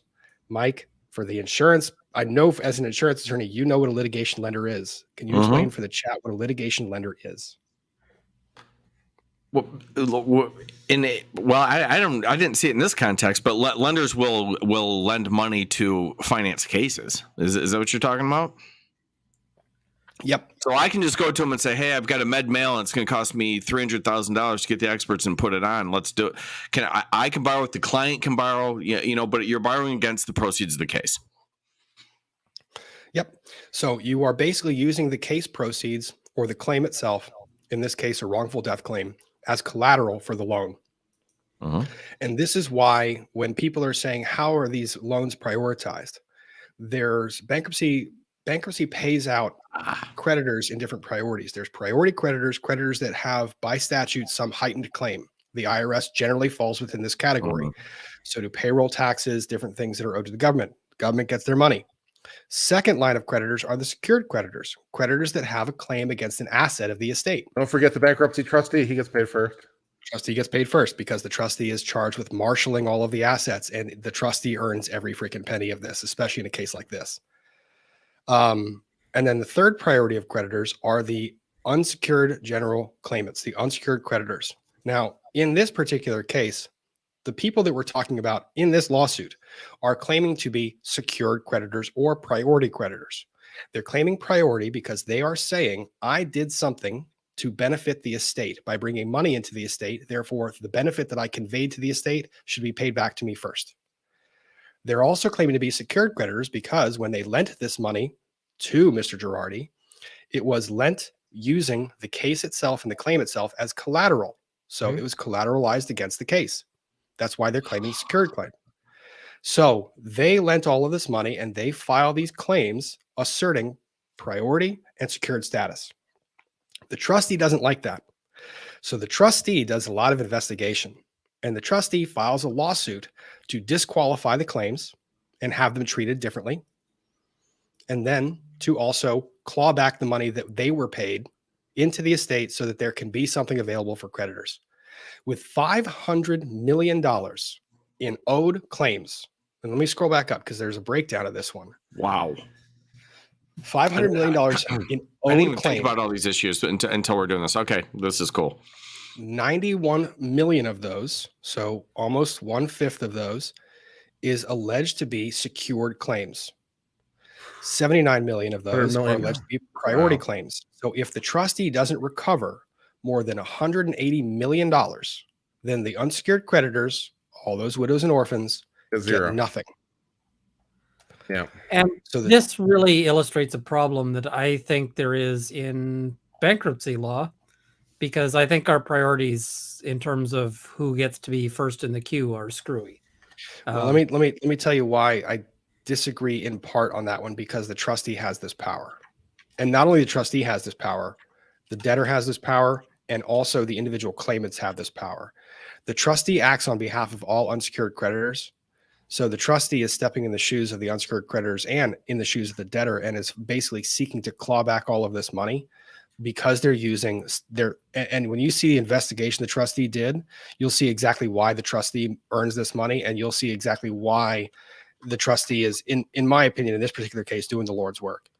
Like this is. I'm not faulting the trustee. I'm just saying that the priority system in terms of who gets to be first in line, who gets to be second in line, and so forth, is often messed up. Yep, it's wild. And now there's some other countries that do it differently in terms of like priority systems than Canada or the States, and some of them seem to have a better idea of how to do it. I mean, it's. I'd be interested to explore that topic more. I don't know if you agree in which anyone else is interested, because I don't know how else you would do it other than the way the U.S. does it. Well, there's different countries treat priority differently, and they actually put people in the back of the line. And withhold a little bit of judgment, because we're going to get to the definition of what an insider is and what the clawback action allows us to get. Because there is a reorganization of priorities that's allowed after the initial filing that a lot of people don't understand. The big example I'd give here is that when I was in Norway taking maritime law, when you're for shipping companies that are Norwegian registered, first priority in a bankruptcy is wages and benefits owed to employees. And that is top priority and cannot be displaced. So a loan goes after that. And so what is that? That's the same in the US, buddy. Is it? Is it? Wages. A wage claim is considered an unsecured loan. A wage claim, at least part of that wage claim is priority. And if the wages are withheld fraudulently, for example, if they issue a check or refuse to issue a check, that is a felony. If they have committed a felony, you can actually get relief from the automatic stay to have them prosecuted for the felony, or you can bring the claim as fraud and have it deemed non-dischargeable. Because I just hear of so many situations where there's not enough money to pay out the workers. I don't know, sort of. Talk to a bankruptcy attorney. This is why I wanted that opportunity, because I see these cases all the time. Talk to a bankruptcy attorney. Even if you're a creditor, even if you think you're getting nothing, we might be able to get a claim filed, and it might be treated differently than what you would think. So it's really important. In this particular case, these lenders have been doing business with Girardi since 2005. So this becomes relevant. It becomes exceedingly relevant as we go on. So because we don't have a ton of time, what I'm going to basically say is that there was money lent out by these guys in 2011, $5 million in financing. They increased it to $8 million in financing. They then proceed on an action of reorganizing these loans and increasing the amount that is owed using the same collateral for additional amounts. For the lawyers in the chat, that's a problem. You can't use the same consideration for increased amounts. You actually have to that loan, consideration by loan, definition. You do. Yep. You do. And that transaction alone can be set aside. So Yeah, because it was not a real contract, right? exactly. And that's where I say full payoff instead of protecting Cal second, which held the first party lien, blah, blah, blah, an additional 2 million. So right now we've got 15 million, then an additional 2 million. All right. I'm waiting with bated breath. Are they in on the scam somehow? That's what I want to know. They keep giving money for the same cases. Over and over and over again. Here's why. If you're a creditor and you see that a company is going down, and you realize that if you get them afloat to the point where they can possibly get new cases in, and you can get some of your money back, and you have the inside knowledge, you have the inside track to be able to get them that money, and you know that they're going to pay you off the top. And the second they pay you out, you pull all your money out and you say, see you later, and leave everyone else to fend for themselves. That's the allegation. Well, yeah, but that's I'm sure, but I don't know why they're lending like this though. Because how did they get there in the first It's Tom Girardi. Okay, so I don't do this, but I have lots of clients who use these services. So I don't do it for litigation. I just find it myself. But clients do. And what happens is over the past, say, 20 years or whatever, if a client wants a loan during the pendency of a case, they can call one of these lenders and they'll get money because I don't screw the people. Okay. But here's what we're talking about. We're talking about a course of dealing where they loaned money, then I settled the case, then I paid them back. And it's new collateral. In fact, it's different clients. And it's based on a track record of repayment. They didn't care about the repayment. I can't just keep going back on the same case and saying, oh, yeah, just give me some more money. That's where this last claim comes in, the aiding and abetting and the looting of the trust account. Because the thing is, they kept coming back and they never collected. These particular defendants never collected. They just kept giving money and they never asked for the money back. And it wasn't until it was very clear the company was not going to be able to limp along that they then finally were like, oh, wait, hang on, we're not going to get our money back. And it was after the other creditors had started asserting secured claims against the estate. Well, that was their notice, right? Well, once it was filed, then they say, oh, okay, we've got an involuntary bankruptcy, we're not getting paid back, right? Well, it was actually before that. Let me see here, blah, blah, blah, leadership. This is the other thing. He served on the California Judicial Council, served national president of the American Board of Trial Advocates, and was elected and later became president of the International Academy of Trial Lawyers. International Academy of Trial Lawyers, I know we've talked about like what super lawyer and all this other junk is. That's nothing. International Academy of Trial Lawyers is actually a very respected entity. And if you get nominated to be a fellow of that entity, you've done something in your career that has garnered merit. Yeah. So even though that all occurred, he found himself the member of lawsuits, various lawsuits. An example is list and attached Exhibit 5. You guys ready for this? I did this. Ready? Boom. Go. No, go. Oh. I did this. Ready? I'm ready. That was a total I'm ready. Fail. I am ready. My soul's prepared. Well, it was supposed to take me straight to this one, but I guess I can do it that way. My book. Why is that so weird? Have you been writing ransom notes again? This is fascinating. This is annoying. Rob, are you okay? Do we need to have a talk? I don't think so. Like, I don't think I copied and pasted letters. Like that seems out of character for me. But let me try this. Let me close that out. Rob, we're your friends. We're worried about you.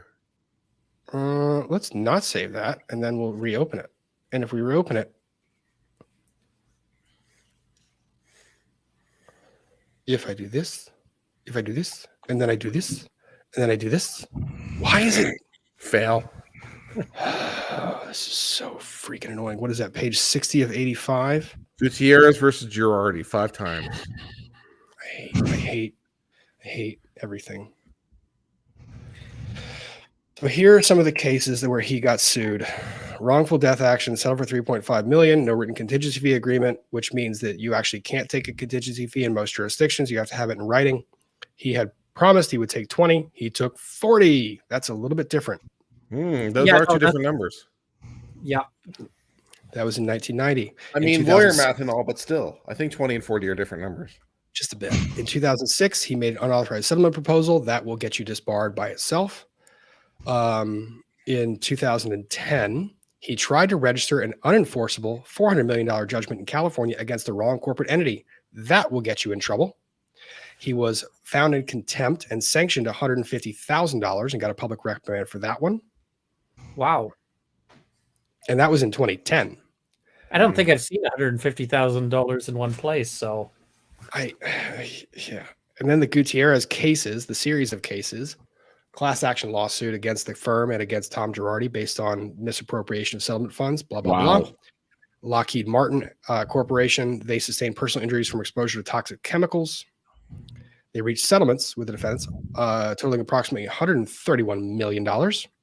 Jesus. Girardi Keese received the settlement funds, controlled all disbursements from October of 1991 until February of 2001. Gutierrez received 13 settlement checks totaling $81,000. It's a little bit different than that other number that's there. Yep. No, those are different numbers. Yep. And here's where you start getting in a lot of trouble when you stop paying co-counsel. Ooh. Yep. And then this gets you in trouble too. Yeah, that'll happen a lot faster because they're attorneys and they're like, no. And they're not confused. They're not confused as to what their portion of the fee was. Yep. Believe me. In the Salerno case, malpractice for withdrawing from representation the day of trial. Generally speaking, that's prejudicial. Allen v. Keese.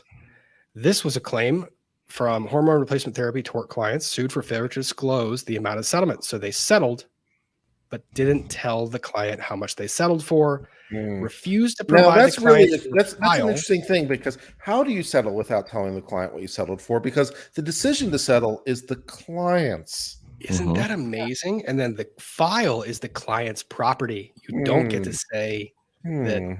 Yeah. And that was in 2014. And this is relevant, guys. And the reason this is relevant is that the clawback actions go back in time, only a certain period of time. Under bankruptcy law, 2 years. Bankruptcy law also embraces and allows for clawback actions to be filed under state law in California, 7 years. And it's 7 years from a particular date.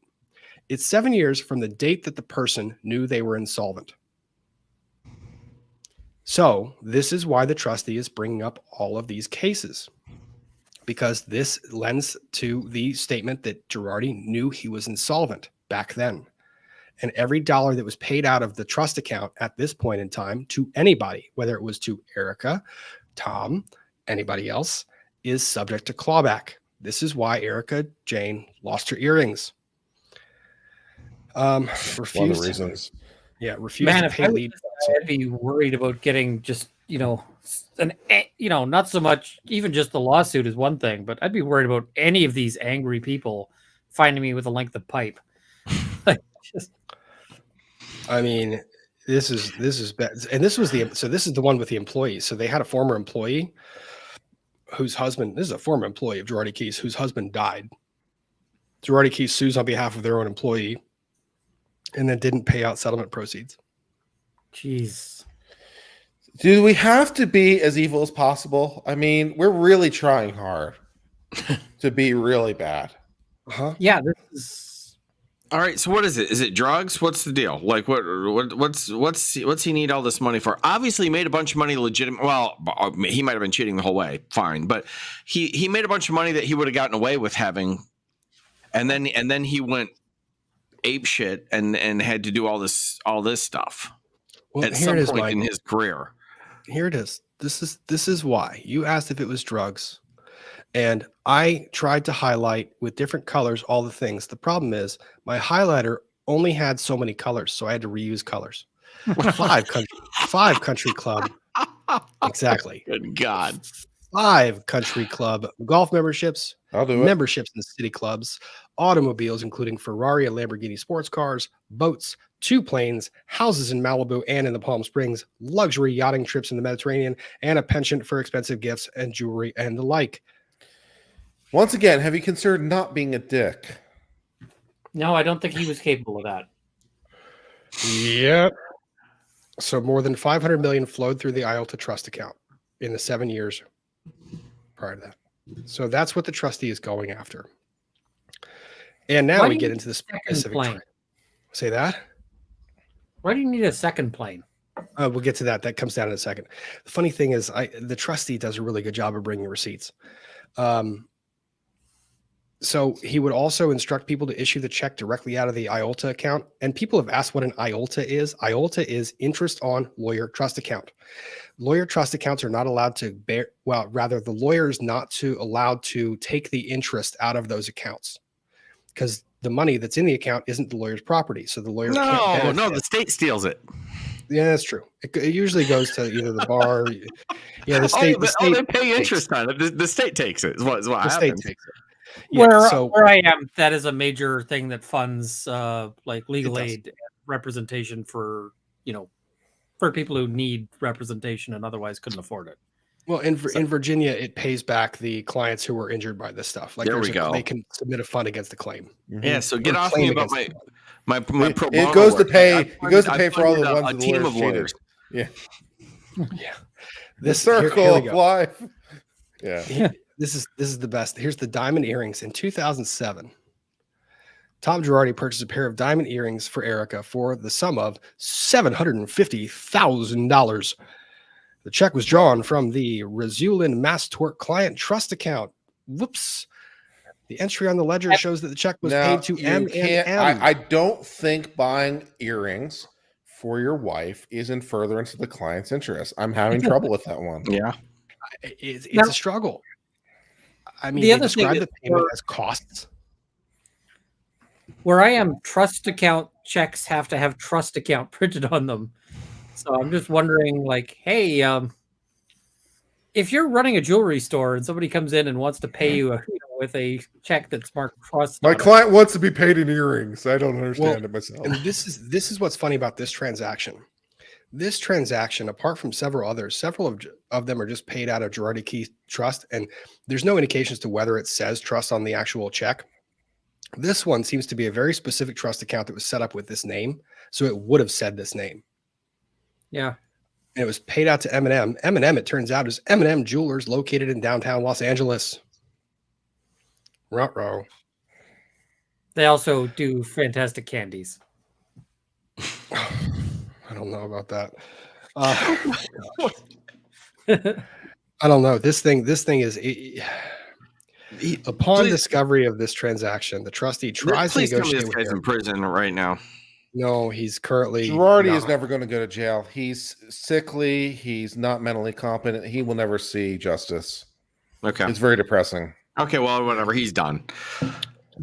So the trustee tries to negotiate the turnover. Generally speaking, when a client comes to me and the trustee says, I want you to turn over this property, the client comes to me, and when they lay out the facts, trustees generally, I've won cases against trustee.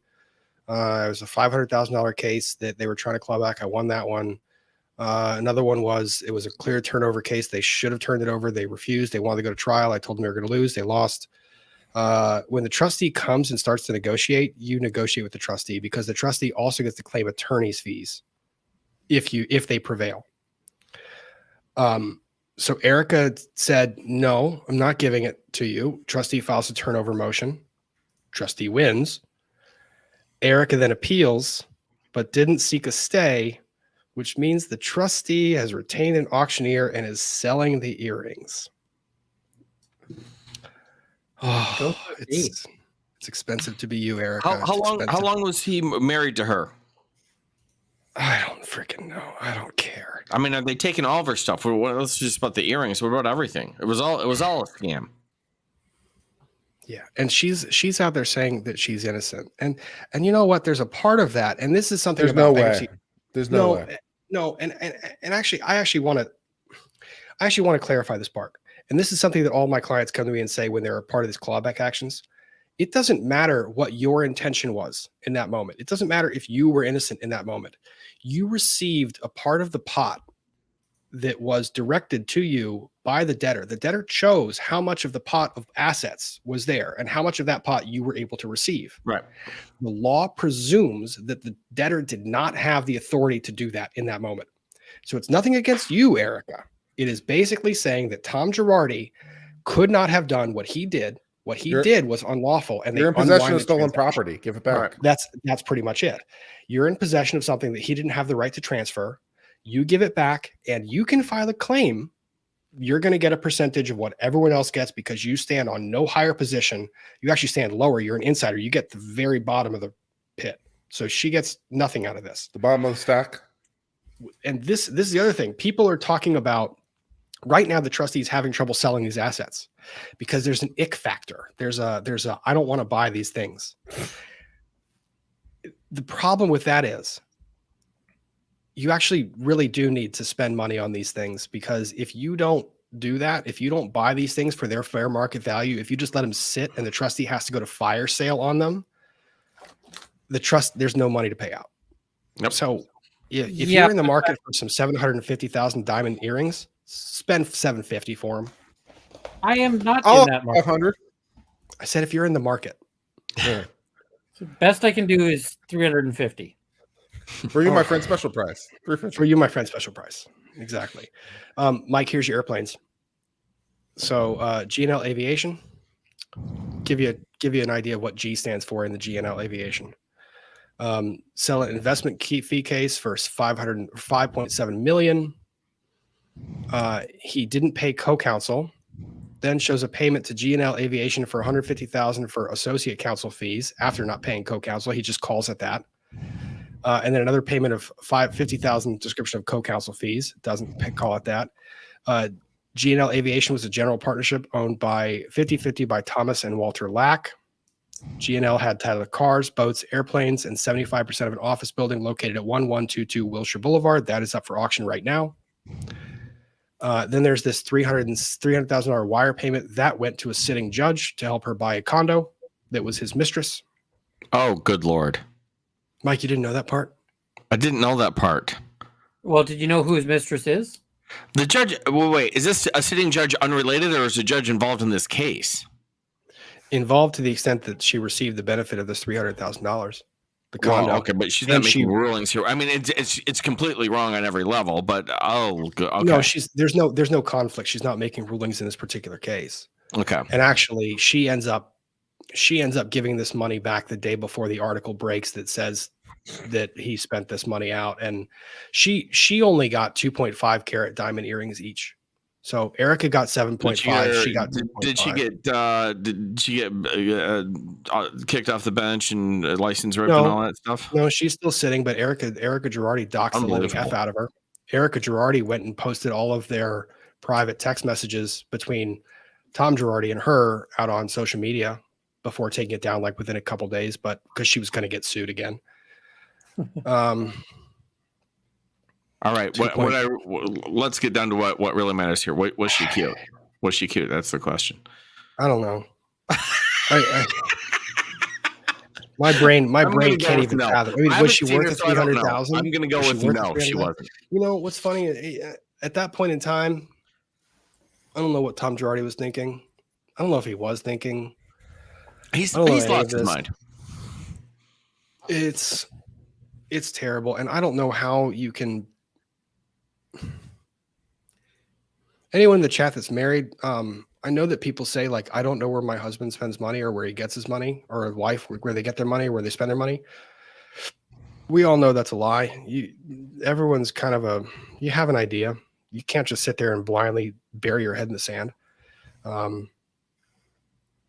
Yeah, and then this one's my favorite, the American Express account that literally said Girardi Keese on the front of the Amex. $12 million against the firm's Amex. It was paid directly by Girardi Keese. Now, see, the thing is, you're only supposed to use company credit cards to purchase things for the company. I know this because I just created credit cards for my brand new company, Uncivil Law, for this purpose, so that I can keep track of my business expense separately. You're not supposed to commingle corporate assets and personal assets. Yeah. Like, you're also not supposed to do. You're not supposed to create fee sharing agreements without disclosing it to the clients. That is a violation of the rules of ethics. You're in fact not allowed to do that. That is correct, sir. That's what he does here. You should, you should also check in with your clients before you accept a settlement offer. Well, not because you literally can't accept. Yeah, because it's your client's decision. And then you know, you do a statement of settlement, and then you're supposed to actually give them their proceeds. That would help too. That's kind of how it works. I usually wants the actual money from. But the only thing Girardi has going over him is that, unlike Murdoch, to the best of my knowledge, he doesn't have any bodies behind him. Yeah, that Murdoch has bodies, so Girardi's got that going for him. Trustee's still investigating. We don't know. He might have bodies. You know what? He doesn't have bodies. He doesn't have bodies. But what he does is he has the bodies of the victims that he was supposed to be representing. Yeah, but he didn't kill them. So that's what marked in his favor. This puts me in mind of the Madoff situation more so. Yeah, this is a little reminiscent of Madoff, and there was callback in that too, for exactly the same reasons. And they actually got a lot of it back. Madoff, like, it was a total scam, but he did have a bunch of assets that had value. When they sold them, they actually got to pay some money out. Mm-hmm. Okay, which is rare. So in the Madoff case, the Madoff victim fund ended up reaching. So Madoff owed. Holy crap. Madoff the fund itself has paid $3.7 billion to victims. Or no, sorry. So the total claims were 3.7 billion. The fund is paying 568 million. Yeah. Oof. Oh, it's not good, but it's way better than you. I mean, usually these bankruptcies you're just done. If you're not, especially if you're an unsecured creditor, you might get 1% or something. I mean, it's usually just pennies on the dollar. Oh yeah. No, wait, hang on. I think I might have been right. No, I think they have paid $3.7 billion back to the victims. Yeah, I saw it because it shocked a lot of people because, yes, he did all this. It was all a fraud or whatever, but he did obtain a bunch of assets that actually. It was just one big Ponzi scheme. It was just a big Ponzi scheme. It's what it is. He's getting money out of these lenders to keep the business afloat so he can keep getting money from other people and keep getting settlements. And the thing is, he doesn't pay off the lenders. Yep. And the lenders eventually catches up, which is how these things usually go. Yeah. Oh, and then he creates a fee settlement or a fee sharing agreement with a non-lawyer. Oops. Also disbarable. It's usually not the first thing that gets you. I remember having this conversation once with some lawyers who worked for the SEC, and they said, at least in their experience, that they had never really seen where the guy got busted because it was their first thing. It was usually somewhere down the road. It was they played a little fast and loose once in time. Play a little fast and loose one time, got away with it. Play fast and loose, got away with it. Now they're doing it deliberately, playing fast and loose, getting away with it. Now they're getting a little bit more aggressive until eventually they can't make it work anymore, and that's when it all falls apart. So yeah, this is the same kind of thing. So the trustee lays the groundwork from 2005 until 2016 about that these guys are all operating in concert with each other. And then in 2016, this is where the trustee starts putting in work because the trustee starts using these keywords. In or around February 2016, Girardi Keese needed additional cash payments, indicating insolvency.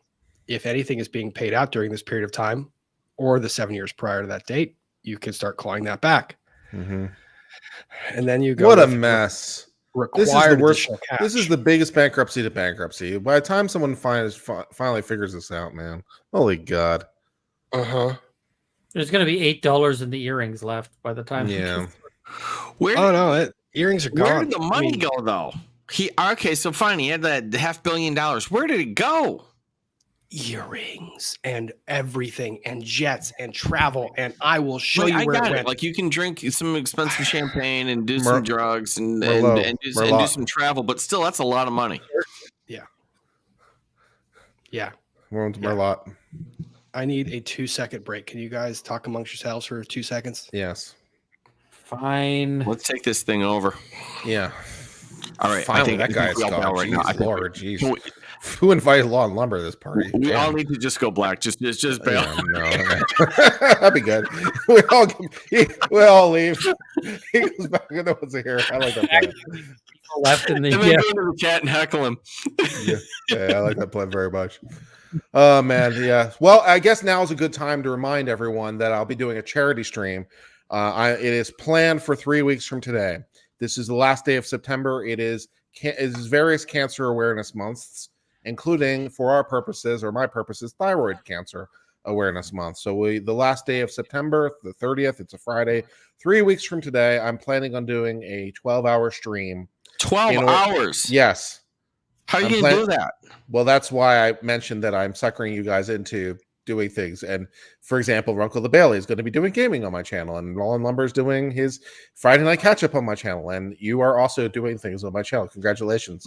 To help make this work. I'm willing, but do you really want that? Yeah.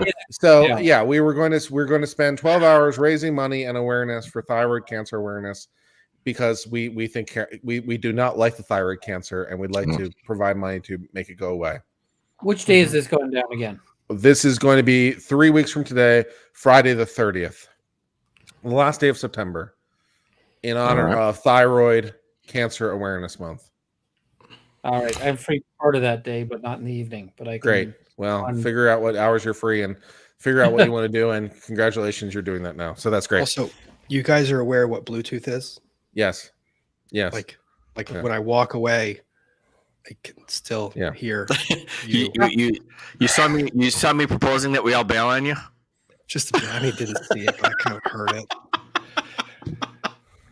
And here comes the time where I thank every single one of you for the very generous super chats that you've given, because I'm about to get this stream. At least I'm gonna have to fight with Bravo TV on some copyright stuff, because I watched Real Housewives and I have a certain portion of that queued up, and we're gonna comment on it.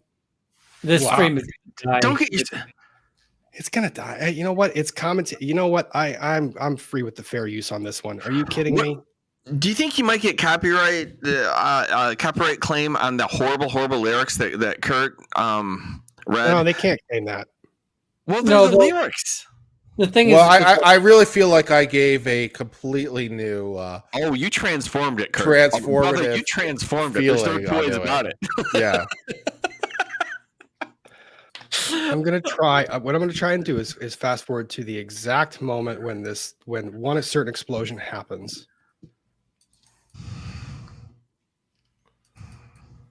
Ian, you have your hand on your head. You don't think I can win? You don't think I can win the fair use on this? What I think you can win the claim eventually, but they'll do what they did when I was looking at the Amber Heard interview. They'll take it down midway through, and then you win the claim a week later. Hang on. Here's what we'll do though. We're gonna play. What if we play a 2-second clip? They can't anything under 5 seconds. I don't know about that either, but yes, the shorter the better your argument, and the more likely they won't do it. The thing is it just happens with an automatic algorithm, so it sure does. All right, so I'm going to tell you guys to go. I'll go watch it, because I honestly don't want this thing getting taken down, because I think we discussed a lot of really cool things, and we did walk through bankruptcy law, and I don't want that taken down. That's not fair. What I will say is that in the Real Housewives episode that I watched after Emily D. Baker sent me down this rabbit hole, all the housewives confront Erika Girardi about these earrings. And they said, why haven't you given it back? These are victims. Why haven't you given it back? And she basically says, I don't know if these claimants, if they're owed anything. I wasn't a member of the law firm. I didn't sign the checks. She completely dismisses any part of it. At that point in time, during the recording of the episode, she's refusing to give anything back. Doesn't think that anyone owes anything. Is completely audacious. It's expensive to be me. I almost vomited. I almost vomited watching it, and I just yelling. That's And then, what's the point of it? Okay, so you want it to be cool, but you've now been publicly shamed for this, and rightfully so in this circumstance. So what value do these have for you? You know, I mean, I guess financially, is that your last asset? I mean, is she poor otherwise? No, because you can see in the show, in the episode, she's probably wearing a $2,000 dress. I don't think she's wearing the earrings in this episode. She's wearing them in another one. Did she get divorced? Did she get divorced from this guy before, or are they still married? They're in the process of the divorce. Well, she probably is poor. I mean, like all their assets and everything's trashed and taken out. Yeah, you know, so she probably is short of money. Actually, at this point, she hadn't been, but she is probably now. Well, the other thing about Tom Girardi that's kind of interesting is Erica was not his first spouse. Surprise, surprise. You don't. Karen Girardi. Just gonna guess that she is younger than the first spouse. Ian, I don't know that that's like a revelation or just insanely brilliant on your part. I love you. You're remarkably intelligent. I think that. So Karen Girardi is the former wife.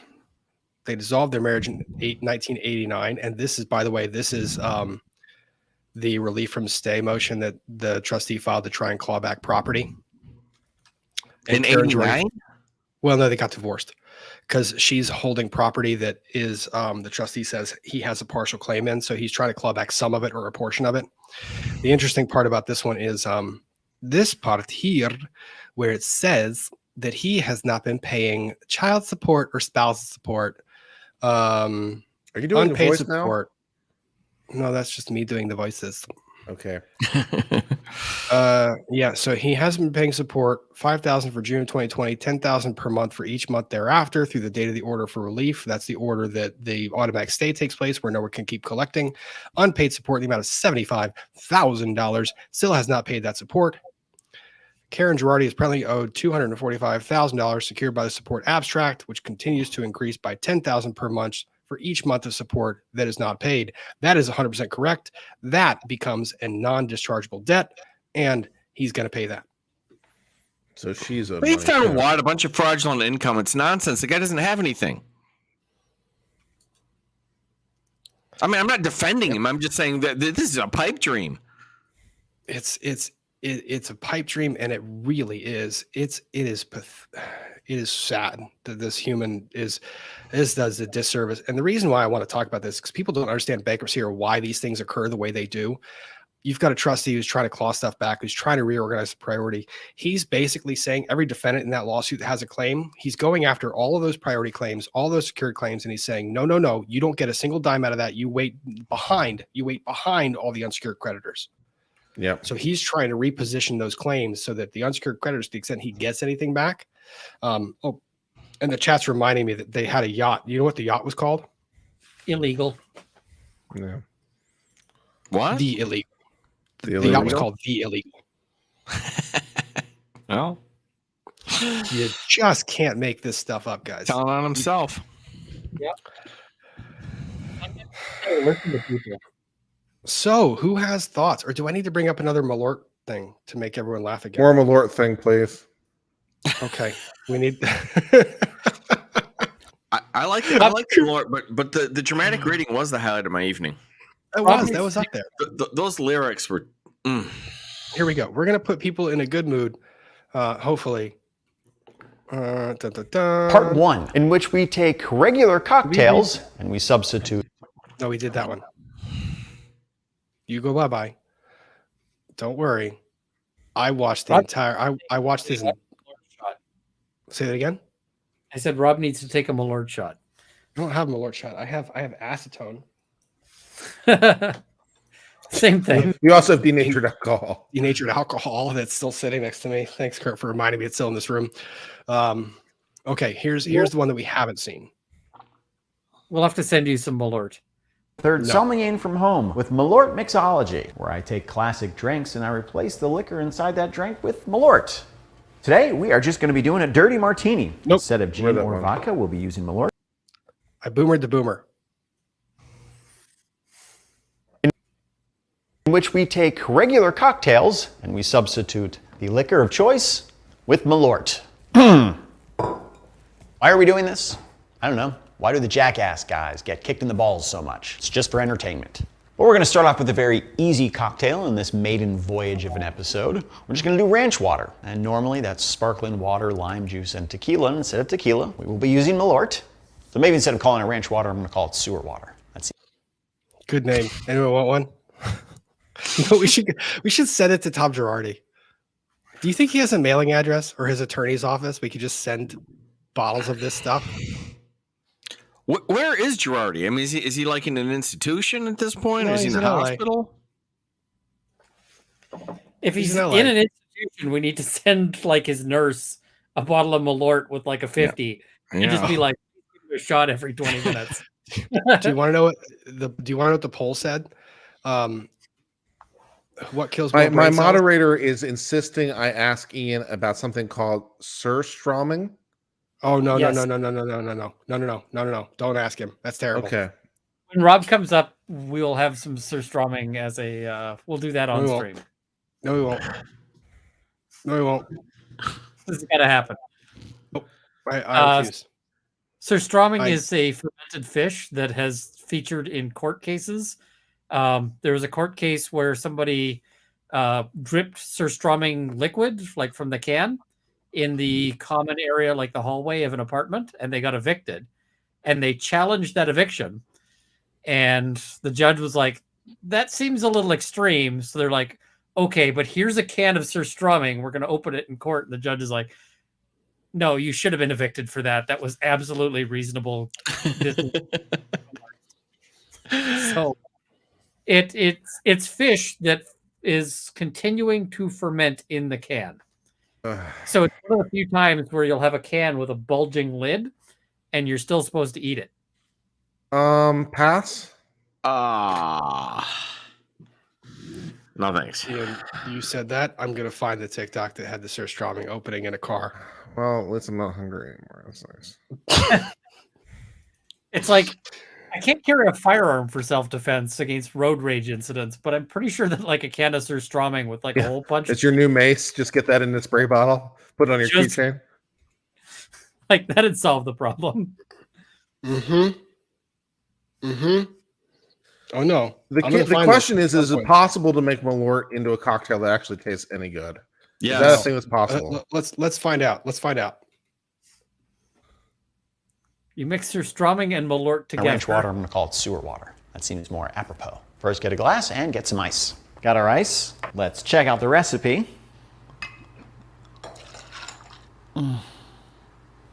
3 ounces seems like a lot of Malort. Oh God. Just want to get as much lime in there as I can. Please save me. Daddy's doing Malort again. And then some Topo Chico to top it off. The lime in there. Give it a little stir. This is sparkling water. All right, let's give it a drink.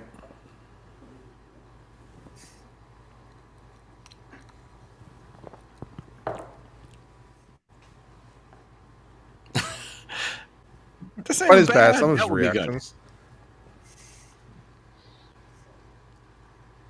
He doesn't quite look like he's questioned Oz life choices. I would expect this is what very, very moldy, spory limes taste like. Limes that have the white and the blue fungus on it, and you just took a big old bite in it. You thought to yourself, that is the moldiest lime I've ever seen. Let's pop that sucker in, see how hard I can chew. Let's give it another taste. No. No, that wouldn't even taste bad. It's still very bad, I would folks. drink that. It's still very bad. I'm really not exaggerating. This is terrible. I'm having heart palpitations. I think The smell is pleasant because the lime juice really erases any evidence of the Malort. Those sewagey bitters come in at the end quite a bit. Pre-Malort, I had no idea what garbage tasted like. I had a rough idea based on its smell. Now I know what it tastes like in the mouth. And the worst part is that this is episode 1. There's a lot of cocktails out there. So the format for these videos is gonna be a little different. It's just straight to the point, straight tasting. Because who would be drinking this? Nobody. That's terrible. That was a bad one. I can't end on that one. It was terrible. Oh no, hang on. Sorry, I found one. No. Sorry. I'm not boomering this.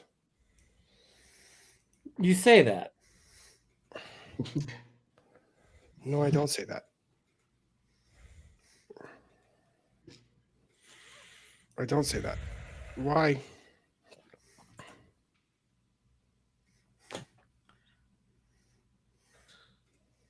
So the thing I don't understand is why Malort exists, and I don't understand why it continues to exist.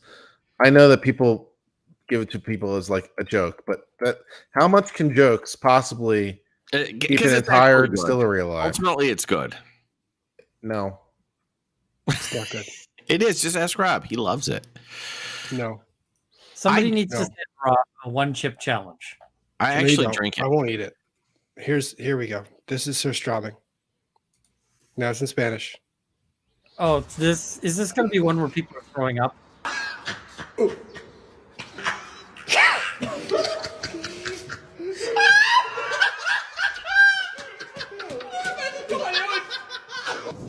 What?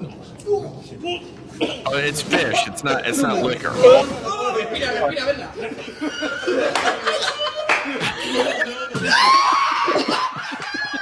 I don't want to watch this anymore, please.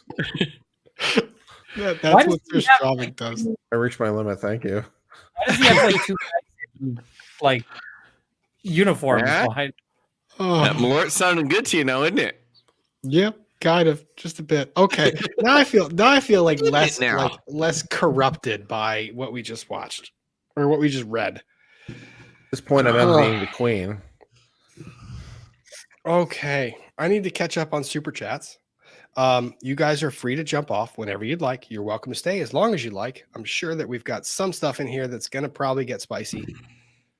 I need to go to bed before I got through this. I'd say I'm going at a PG clip tonight. You did really, really well. Yeah. Now, I feel like you're saying that because you're about to sign off with something remarkably inappropriate. No. I'm not. I'm trying to behave. I'm trying to behave, and I have to make up for the debacle that happened on a channel that shouldn't be named. He's got a real craving to go have a nice glass of Malort. I've actually got a deposition scheduled now. It seems an odd time, but I do. I'm sure, and I'm not going to tell anyone to go check you out on Legal Mindset and where Drex jumps on. I'm not going to remind anyone that they should go check that video out at all. That might be the end of my channel. All right, report back to me. Always awesome seeing you guys, all of you. See you, buddy. Bye. Good night. Peace out. All right, you guys sticking around for a little bit, or are you jumping off? I'll stick around for a little bit. Okay, that sounds great. Thank you. I got to be the same place you got to be in the morning. I know. Lawyers and Dragons. This week, I have no idea what's going to happen. T in Tennessee, law and lumber. It isn't a dumb question. I'm teasing Ian because he once said he didn't want to come to Tennessee. I bet Ian would love Nashville. Yeah, Tennessee's cool. There's nothing wrong with Tennessee. I've been there. I lived there for a little while in Memphis. I would go. It's not top of my vacation sort of destinations. Yeah. If I manage to start earning, children opening boxes of toys money on YouTube, then I'll travel to all these places and visit everybody and so forth. But right now it's like, is it really the top of my list? Maybe. I mean, I love Nashville, to be honest. Crazy Cat Queen I can't find your P.O. box on your channel. Crazy Cat Queen, he has his law firm website on the channel. You can send it to the firm address. I know that he gets mail there, and I know that it is his law firm. So just be PG. Well, you know what? Be Mike's version of PG. How about that? That's a good way of saying that. Kendra Jensen, thank you for the super chat. Will we be seeing your favorite Dragonborn tomorrow? I'm not sure, and you're not allowed to know. I'm sure that regardless of circumstances, he will be in the chat, egging everyone on for all of the silliness. I miss. Can you do the voice, Kurt? I need to hear Blackleaf's voice. Well, golly gee, I'm so happy to see you guys. How you guys been? Don't worry, friends. Everything's fine. Just come within Let's 15 just go over feet this of me. way. These guys weren't responsible. Oh, that's so great. Black Knight disappeared. Don't fret, Oh. my friends. We're all together. Oh God. Truffle Hound. Oh yeah, I heard the bonk. Truffle Hound. Australia is the same as Canada. We'll be fine too. It'll still be the Crown or our in-law. It just won't reference the Queen. No need to panic. Thank you, Truffle Hound, for that. Yeah. Yeah. It's a good point. Trisha Lynn, Kurt's charity stream to the Hot Ones challenge. That is right up Ian's alley. That's I could do it. That, something like that. People That makes telling sense. me I need to go on that, and I'm like, do you see that he has like Gordon Ramsay and whatever else? I am not making it on that show. So No, but we We could go do the on hot version. wings. We could do Hot Ones challenge. I could get the sauces, and for like every donation level, I could eat a different level of sauce. That might work. Oh, this That'd is be good. good. I like this. that could be fun. I like this idea. X-Comer ZZZ. Can Runkle please sing a sea shanty? No. Oh, No, I will get him. shit. I'll get him to do it. I don't Bop know It, Malort Donation Fund. I think that actually covers the cost of a bottle of Malort. I don't know. How much is a bottle of Malort? Look, I'm trying to cure cancer, not get cancer. I'm not drinking Malort.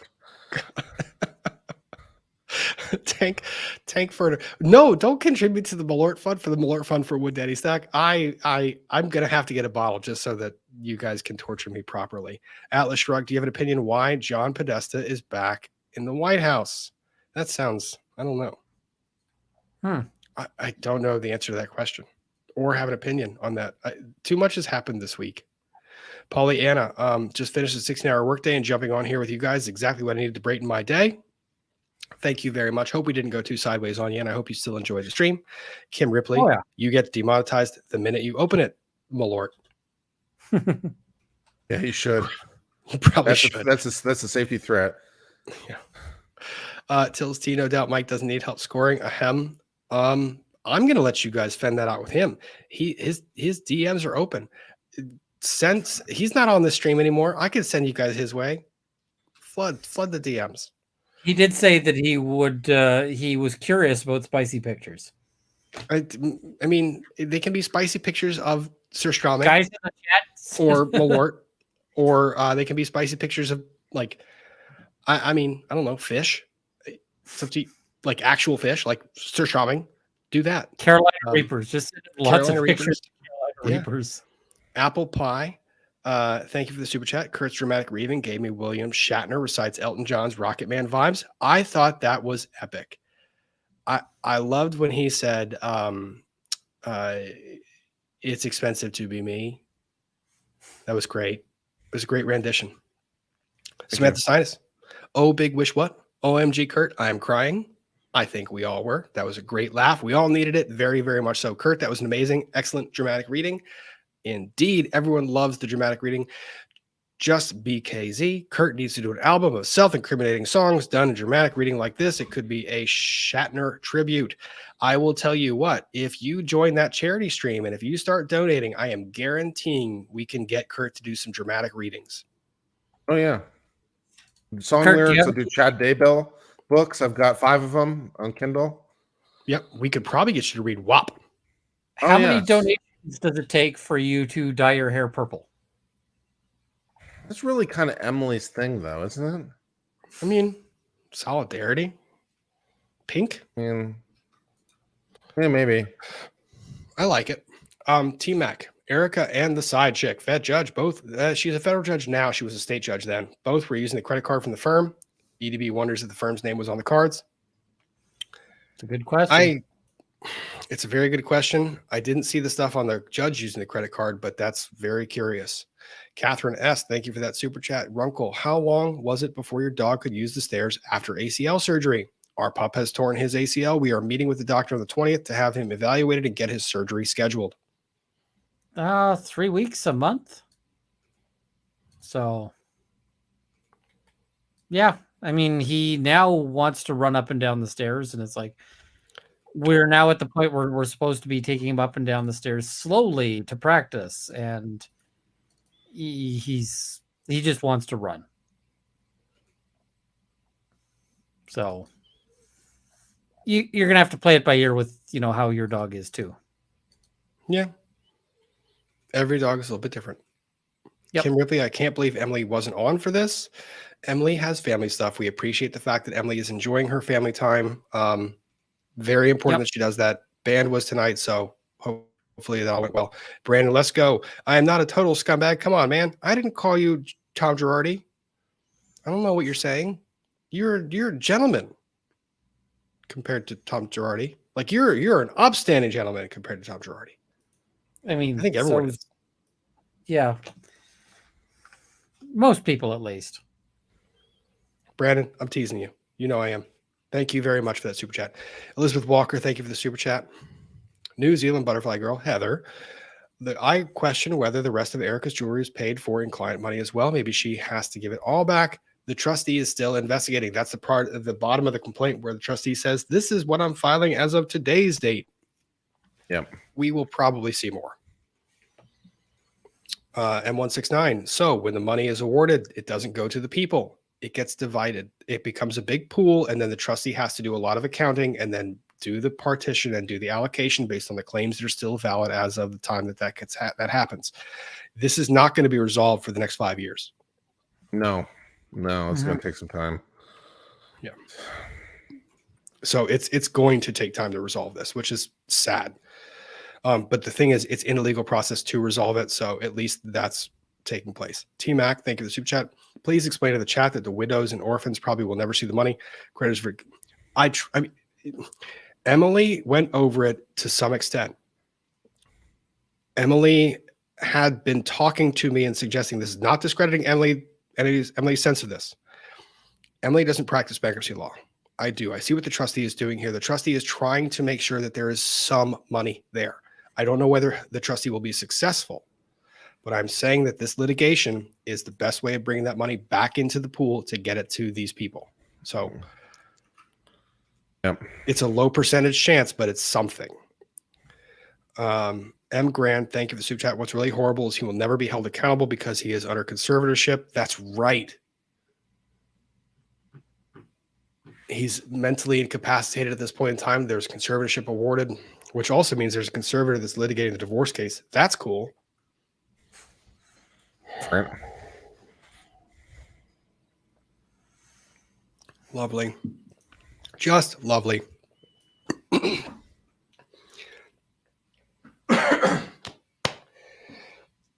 That was the sadness that I choked back. Heather, how come the creditors get the money before the clients? Isn't it legally their money that was stolen from the settlements? The problem is that there's more debts than there is money, right? So yes, their money was stolen, but a lot of people's money was stolen, right? This is the problem. So in bankruptcy, we have to decide who gets paid first. This is the issue. If there's enough money to pay everyone, great. But if there's not enough money to pay everyone, then we have to decide who has priority over who. And for better or worse, the United States system has a priority list. And as Rob was saying, like, well, secured creditors over unsecured creditors. So a classic example of an unsecured creditor is your credit card company, right? They give you a credit card, you make payments, but it's not secured. It's not banked. It's not backed by anything, as opposed to a car loan or a mortgage would be an example of a secured credit, right? So you go out and you buy a car.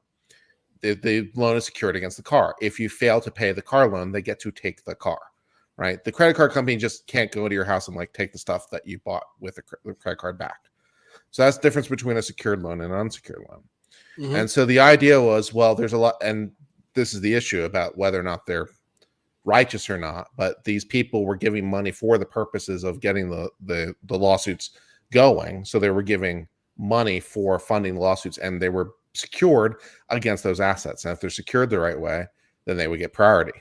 Because the idea would be, at least in theory, right? The lawsuit wouldn't have been able to occur at all, but for those loans being existing. So like, while the client's getting money at the end result of the lawsuit, that's only because there was money to fund the lawsuit in the first place. So they get priority in that sense. So I don't know if that answers your question, but that's kind of the idea. That's a good analysis. So the house that would be sold could not exist without the mortgage that secured the house. Yeah. So the mortgage lender gets their money off top. Now, there's a way of considering it, whether maybe they, you know what, get involved with your congressman and congresspeople. bankruptcy At code least in was my not mind, though, revised. it all makes sense. Like and I'm willing to have this discussion with Ian because I might be Yeah. wrong, but it all makes sense to me about why you would do it this way. There's a logic to it, and the thing is, the logic can be reorganized. You can reallocate your priorities. For example, somehow the student loan lobby, because the federal government was insuring the student loans and backing the student loans, they negotiated a way in the revision of the bankruptcy code 2005 that the student loans would be non-dischargeable. They're not priority, but they're just not dischargeable. Yeah. So, and this is all just the horse trading that occurs in Congress. So you want to change this, you can change the law. You can. It's possible. It happens. So if there's enough outrage about a single case, that changes the law all the time. But yeah, that's a pretty good explanation, Kurt. Thank you. Nolayag Nadun. First I heard of this was EDB. The more I hear it and read on, the worse it gets. What I can't understand is how he got away with it for so long. People prop these people up. It's the same thing as the Ponzi scheme. They rely on the nefarious nature of other people. They want their money out first, so they're not going to rat on the top guy. It's really pretty bad. LJ May, his mistress was a judge also. He was not a judge. The mistress was a judge. Ellen Lee, Runkle, I have a friend in the U.S. who was involuntarily put in the hospital for nothing. I was told her CCW could be revoked. Is that true? Ooh, I don't want you to give legal advice, but I do. Go ahead and answer that one. Well, concealed carry permits are very unusual in Canada. She probably just got a firearms license rather than a concealed carry. Oh no, she's in the U.S. Oh, that's probably from. Yeah. So probably for me, that's going to depend on your state. That's going to depend on your state. Every state's a little bit different. In Virginia, if you are involuntarily committed, you actually have to surrender your guns. The permit itself doesn't mean anything if you don't have a weapon. So I don't know the specifics. I would talk to a lawyer in that specific state. U.S. law and Canada law, especially on firearms, are very different. Oh, hugely. Yeah. So, Trufflehound, thank you very much again for the super chat. These Girardis are the human embodiment of Staphylococcus. Okay. Is that staph infection? Yeah. Yes. Good. Glad that my brain is still functioning slightly. Ryan432, since there was a presentation, does Rob's stick figure explanation count as a CLE? No, that's a lot of pre-clearance that I have to do with certain states, and don't try to swing it because I don't want to get the phone calls from the different bars. I'm going to go with yes. I wish it wasn't such a pain in the ass. Take it easy. It's just such a pain I thought you meant my drawing. My drawing wasn't that bad. No, it's just the approval process. Getting the bar's approval. It's a pain in the ass. Nightmare. Caradon, thank you for the super sticker. Very much appreciated. New Zealand Butterfly Girl Heather, thank you again. What will happen to the accountants for the Girardi's mess? Why didn't they stop things? Were they stealing as well? I don't really know the answer to that question. Why do people do things, period? Greed. Greed. Sometimes you trust them. They're paying you. They hold your job over your head. It's easy to tell that first lie. It's harder to get out of it. Any number of things. Your guess is honestly as good as mine. I don't know if they were or not. That's an honest answer. Trufflehound, by the way, I am satisfied with the results of the brain cell poll. Real Housewives of Beverly Hills is horrendous. The poll ended 70% saying that Real Housewives did more damage to your brain than Malort. I'm not sure about that. I watched the episode. You didn't. I have watched episodes in the past. So. It really depends on how you consume each of these things. Yeah, this is fair. Yeah. You can do the same amount of cursing. If I get one chip challenges for us, will you? Is that what you're doing right now? Are you ordering these things? I am looking at them. I'm not a very heat tolerant guy, but I will do it for the lulz and for the charity. I'll do it for the lulz. We got to try to get lined I up just have to announce in advance it's not going to go well, and I'm sure people will enjoy it endlessly. I just want an ambulance on standby. Or just have a thing of yogurt. Sure. I mean, I'll do it for the lulz. Ian, and I can tell when Ian's doing something because you see his eyes flick across the different screens, and I'm like, "What Yep. are you doing?" And he Yep. gets this weird smile. That Yep. one, that smile that you, no, the smile that you just saw. I know. You can tell Tammy, I'm doing more than one thing because I'm on a I'm stream. here. Yeah. I know. I love it. Thank you for being here. And thank you, Kurt, for being here. If you guys have not checked out Kurt on Civil Law, please do so. He is putting out insanely good content. He's doing these great little short videos. Every day he releases a video that's anywhere from 10 to 45 minutes that goes through a very interesting topic. This past week, he released a video that I was very interested in about certain individuals that are not barred or licensed as attorneys able to practice law in limited circumstances.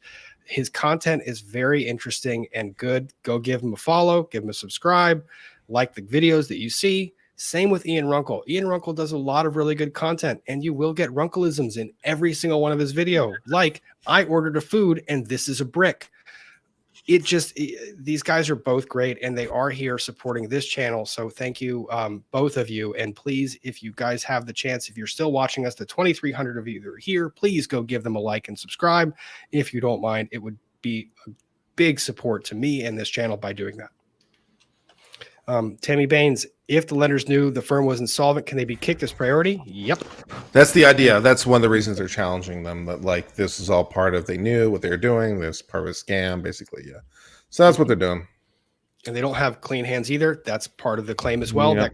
That claim is like 7 claims. So, Rob, you're a throwback to the 70s. How do Is I that take a good that? thing? I don't know. I don't know. How would you take that? I think the 70s were cool. They weren't the 80s. You don't Okay. have the mustache though. No, I don't have the mustache. Well, I can tell need by the to- way I use my walk. I'm a woman's man. No time to talk. There he Music is. loud and woman worn. I've been kicked around There- since I was born. There's Kurt. And that is Kurt. Perfect. Vez from Quebec. Gimlet just cast a spell on Rod's PDF file. I think that was Gimlet's fault. You son of a. Ms. Deed, thank you. You're boomering again. Yeah, Ziggy, I know. City T, now you all may need to watch The Housewives and The Hustler on Netflix. Look, this was enough. I can handle one of these things at a time. I can't do everything, but I did this for you guys. It was great. Schneider, thank you for the super sticker. Very much appreciated. Laura, love you guys. Love you too. Thank you for being here and thank you for watching. Starshine, what about the mistress judge? What happens to her? She gave the money back, or she claims she gave the money back. She is not part of it. The trustee doesn't want to pick a fight with someone who is willfully complying and giving money back to the estate. I'm pretty sure her having her name in the paper was not something she wanted to see. Yeah. T-Mac, the estate auction is going to be live in their house, and I'm so going to watch just to see how much of those 7-carat earrings by the way, they are batch selling those. They are selling the 7-carat each and the 2.5 carat. They're selling them together. So it's one lot that's being sold. That's an expensive set. I just hope people actually spend money because people have been not bidding on stuff, and that's created a problem for the estate. So, yeah. Go ahead, Kurt. Guys, buy them. You can literally feel the sadness in them. Actually, Kurt, would you mind answering this one?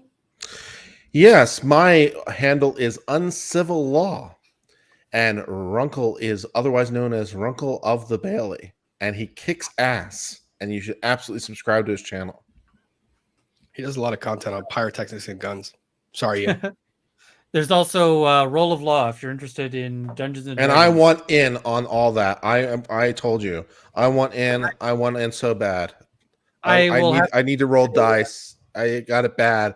I need to get out to a game and just get a dice game going there. He's got to roll dice to play Dungeons and Dragons. I will say, like, I have friends that when they're like, I was like, I can't play golf Saturday morning. And they're like, what are you doing? I was like, I'm playing Lawyers and Dragons. And they're like, you're playing Dungeons and Dragons? I was like, it's a lot of fun. I didn't know how much fun it was. And honestly, when Kurt was on with us, I don't think I've laughed that hard in a while. It's just so much fun. Yeah, I'm all for this, and I hope that Rick keeps doing it and keeps expanding it. And I love the Rule of Law channel. Check it out. I'm pretty sure that Ian's going to start having all of us on there. At some point, I'm going to have to run something. I've got something in the works, kind of as a getting my feet back into running things, but I don't know if it'll end up being streamed. And if that gets going, and if it's sort of something, then there might be some more streams. I might sort of bring people on. I got thoughts on that, but right now I'm kind of looking at Stars Without Number, which is. That's a lot of reading. I don't have. That's tough. Okay. I love it. I love the passion. Have you watched Firefly? The TV show? No. Oh, you have got to watch Firefly. There's a lot of things I have to watch, Ian. Oh, you've got to put Firefly. Chat, tell Rob he's got to watch Firefly. This is a priority. Okay. I'm seeing yeses pop up, so apparently I have to. Okay. Yes. I'll do it. I'll do it. It's a space western. There's one season, so it's not a huge time commitment here. But yeah, you got to watch it. Okay, I can do that. That's not that hard. Do you want to break his heart though? Yes. Stars Without Number is great for running Firefly style games. So okay, now I'm interested. Yeah. So Kurt, I'll send you a message. We'll talk. Yeah. So the chat is very invested in me watching Firefly. Okay. Chat, I hear you. Okay. I see the. If we're talking space cowboy though, that's a different show.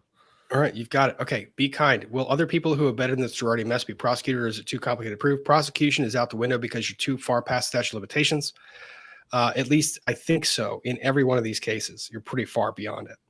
Not only that, but proving beyond a reasonable doubt that there was civil remedy and civil liability is probably the best you'll get.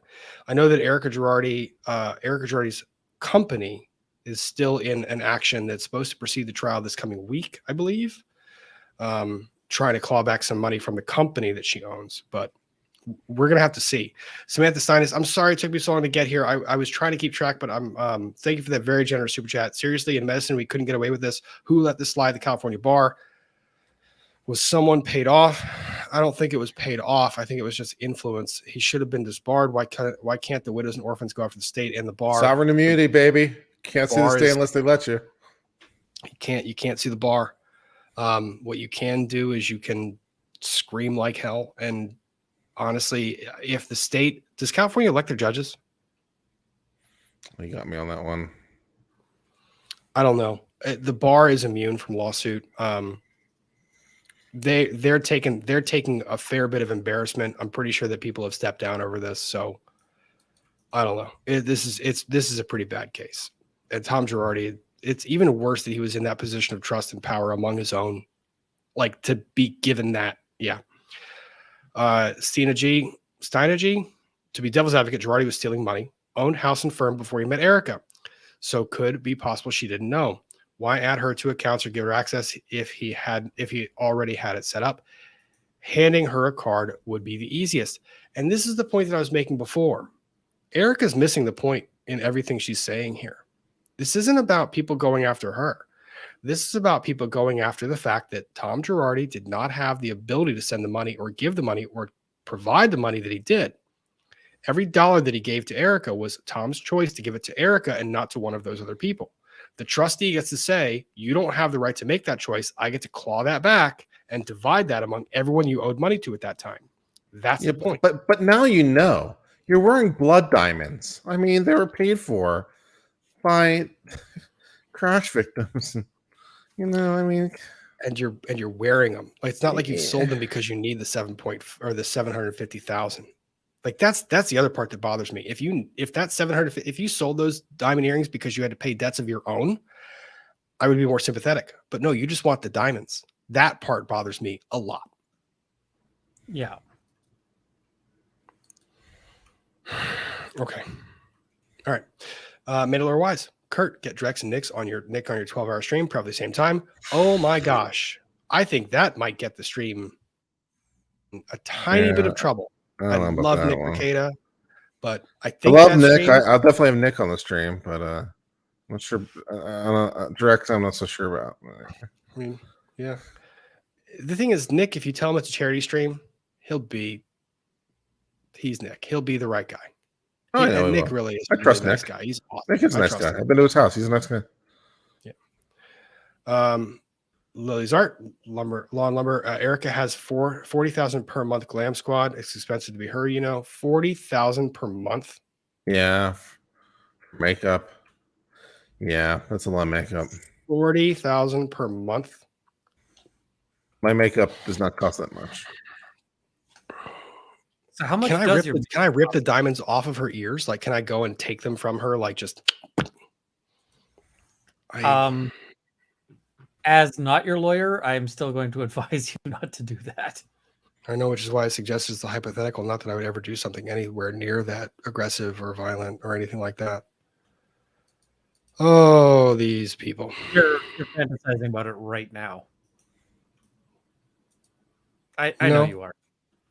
No. Excuse me, what? Theta Coker. Mike, what you got in that coffee cup? Probably some alcohol. Educate forever. My lawyer just showed up with a check and paper showing their cost and told me not to worry about the medical. They will take care of it. Was never told about any amount. Didn't know anything. Huh. That's good. That's not good at all. So I do know that in smaller cases, some attorneys will look at the entire amount that your claim is, and they will say, will you pre-authorize me to settle for a dollar figure above this? And they will get you to sign that pre-authorization. If they do that, you have in fact seen it. I do not know that that happened in your case. I don't know that that happened in anyone else's case. It's a very fact-specific situation. So that doesn't feel right to me, but you can ask your attorney. If you ask your attorney, depending on how long ago, they're required to keep files for a certain period. I don't know. I hope it was a favorable result, to be honest. That Sarah, not the Sarah, not this Sarah, that Sarah. My uncle was finally diagnosed with Alzheimer's in June, reached crisis in November 2021, but I saw signs back in 2018. Overspending, risky choices, forgetfulness, lost inhibition. Signs can be hard to notice one-on-one. Alzheimer's is a complete nightmare. If you guys don't already know, I'm going to be on with Spidey on Sunday at 3:00 p.m. Eastern. We're going to be talking about the Britney Spears conservatorship. And I used to practice guardianship conservatorship. They changed the law in Virginia a while back, and I stopped practicing after that because I didn't want to relearn the whole law again. But I have opinions on conservatorships, and Alzheimer's is one of those conditions where it's hard to see in the very beginning. Spotting it early is the safest thing. And I'm very sorry because I know that that's a painful thing for the entire family to go through. If it ever happens to me, man, I don't know, man. It's like, I don't know. I think I just want to, I can't even say it, because I don't think I could go through it. I know. Come to I know. You don't have to. I know that. I know. I will leave very specific instructions for a very close friend because I don't want to. I've seen families go through that, and I don't want to. Yeah, that's not easy. We'll go. If I'm having Alzheimer's, in what sense is it even me anymore? Is part of the issue. It's like it's the sense of what is identity gets real. You're literally trapping my identity. I mean, that's yeah. I don't know. Otterly Bell, this is the best way to start my working weekend. I'm sorry. We just ended an Alzheimer's one. Night shift nurse's assistant. Also wishing you all a great weekend. I hope you have a wonderful weekend. Go be awesome. Flowers for Algernon. Go enjoy it. Go love all of the things. Beat those night shift nurses into submission. Make them do your them around. Enjoy life. Be happy. Enjoy the weekend. Yes. Yeah. Lori Lanny. Rob needs unicorns. Runkle needs Sir Strumming. Mail. I think if you mail Runkle Surstrami, he's going to consider that an act of war. No, I would. I mean, Surstroming's not cheap. What And are you I've got gonna a can, do? but I didn't realize that. So I bought a can ages ago, and I didn't realize that you're supposed to actually refrigerate the can, because Doesn't it's it still keep fermenting? Yeah, it keeps fermenting. So you're And supposed to doesn't it keep refrigerate. expanding as it ferments because the gases are releasing during the fermentation process, which is basically the things that are eating. Eventually, the fish inside kind of ferments to the point of no longer maintaining sort of fish shape. So I'm worried that that might have happened, and so yeah, I just kind of need to. I'm not sure that the can I have is a good can at this point. Was it ever? No. Well, probably. Things your wife will kill you for doing, opening that can inside the house. Oh gods, yes. I think she's already had the divorce papers drafted for if I do that. I wouldn't. I mean, yeah. Crazy Cat Queen. We should send Sir Charming to Erica. Feel free, my dear. Feel free. Just don't say that it was from me. Miss Deed. Hey, Kurt. I like your beard. Always a cutie. He's a cutie right now without the beard. Looking mighty dapper. 9:30 day before Clemson NC State trash talk with. Oh, no. I didn't even realize that. That's the day before. That's the day before the Wolfpack faces his Clemson Tigers. Yeah, well, we'll be friends for at least a day. We'll do some trash talking. Say that again, Ian. I said, was this Dungeons and Dragons stuff or what is this? No, this is college football stuff. College football. Yes. Okay. Ian's like, do I need to pay attention? No, you don't have to yet. Yeah. So single X-rated for Mike. Got it. Shh. You crazy cat queen. Jennifer Payton. I still love Lawyers and Dragons graphic novel needed. I don't know that we're there yet. I think a couple campaigns we might be. I think I want to see Blackleaf back. We'll give him a chapter where he suggests people come within 15 feet of his cone of death. But yes, I very much like that. That's fun. Miss Deed, no pressure, but when will you do another woodshop stream? I have to get set up down there and then feel safe down there and then feel comfortable down there. The times that I've been down there this week, I've been exhausted. Not a good time to try and focus on cameras while also using power tools. Yeah. I think this week I'll get in there. I need to figure out a good solution for leatherworking stuff for a stream where I could do leather work on stream. The problem is that like all that tapping gets to be noisy. So true. I got to figure out like a mic that's like a controlled mic so it doesn't pick up the noise. Yeah. I've got talk to me off stream. I've got something for you. Because I did the same thing with the shop. Crazy Cat Queen. Of course, Mike can score easily. He is a puppy. He has a puppy. Oh, Crazy Cat Queen. You go get him, honey. That's a shame. That's your username. That's a shame. Rob, if you go to Ivy and Coney in DC and ask for a shot of Malort, they will laugh and give it to you for free. In my experience, I don't know why I would do that to myself. That's parking in DC, which is also fun. Not fun. But I'd like that recommendation. I think I might use that on like college kids that I know. That'd be cool. Like, go get this. You want a free shot? Go do this. And they'll laugh and they'll give it to them. And then they'll come back and yell at me. I like this idea. Debs June, thank you for super chat. Lady Magdala, hubby had me send you the video of attempted commercial of Malort. Check Twitter DM. I have that. When I make it through these, I will let these gentlemen go and then I'll play that. So for anyone who's still there, unless they want to bring it up, because I've still got a couple more to go. I've got quite a few more to go, and you guys keep sending them in. And I do want these guys to get to sleep. Philip Isaiah, my three favorites. Let's give a shout out to Spidey. I wouldn't know about you without his analysis of AH. Well, thank you for being here, Philip. I very much appreciate that. He's a good guy. He has a big heart, and he's very intelligent and very good at what he does. Cheryl Maston, I'd never even heard of Malort until you talked about it. It immediately made me think of Everclear. Malort is worse. I may have taken a sip of Everclear at some point. I think we all have. College was a thing for, and even if it wasn't college, it was the cheapest thing you get your hands on that had the highest alcohol content. Ian, have you had Everclear? I know, Kurt, you have. Yes, although I mean, Everclear is great for mixing into something. It also works perfectly well, like when you're going hiking or something, because it also is a fuel. And Yes. I mean, that's useful. Yeah, it burns. It does. I've used it in hiking stoves. Like it Yep. works. It's expensive because you're paying the drinking alcohol fees on, on it, but it works. Mm-hmm. Yep. On borrowed crime. So she sold 750,000 earrings, but couldn't maybe buy 765,000 earrings and pay his child support too. Steal for her, but not for his kids. Interesting argument. Like he was willing to take the money out of the trust account to buy Erica $750,000 diamond earrings, but couldn't take that same money out to pay his support. Oh, wouldn't is the question, is the issue. Yeah, Not could. probably.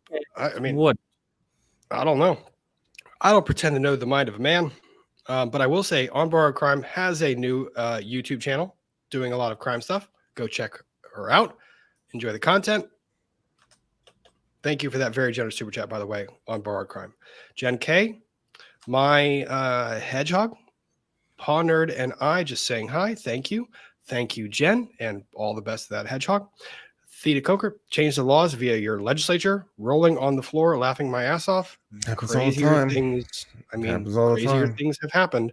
The problem is, generally speaking, they are very reactionary and they change the laws in the wrong direction. Amy in Boston, Girardis are absolute trash. I will not be disagreeing with that. Kristen M at 96. Rob asked you about the clients, seeing receipts, etc. during EDB's chat. That may be a good bit of knowledge for the chat. Clients seeing the receipts. Oh, my dear.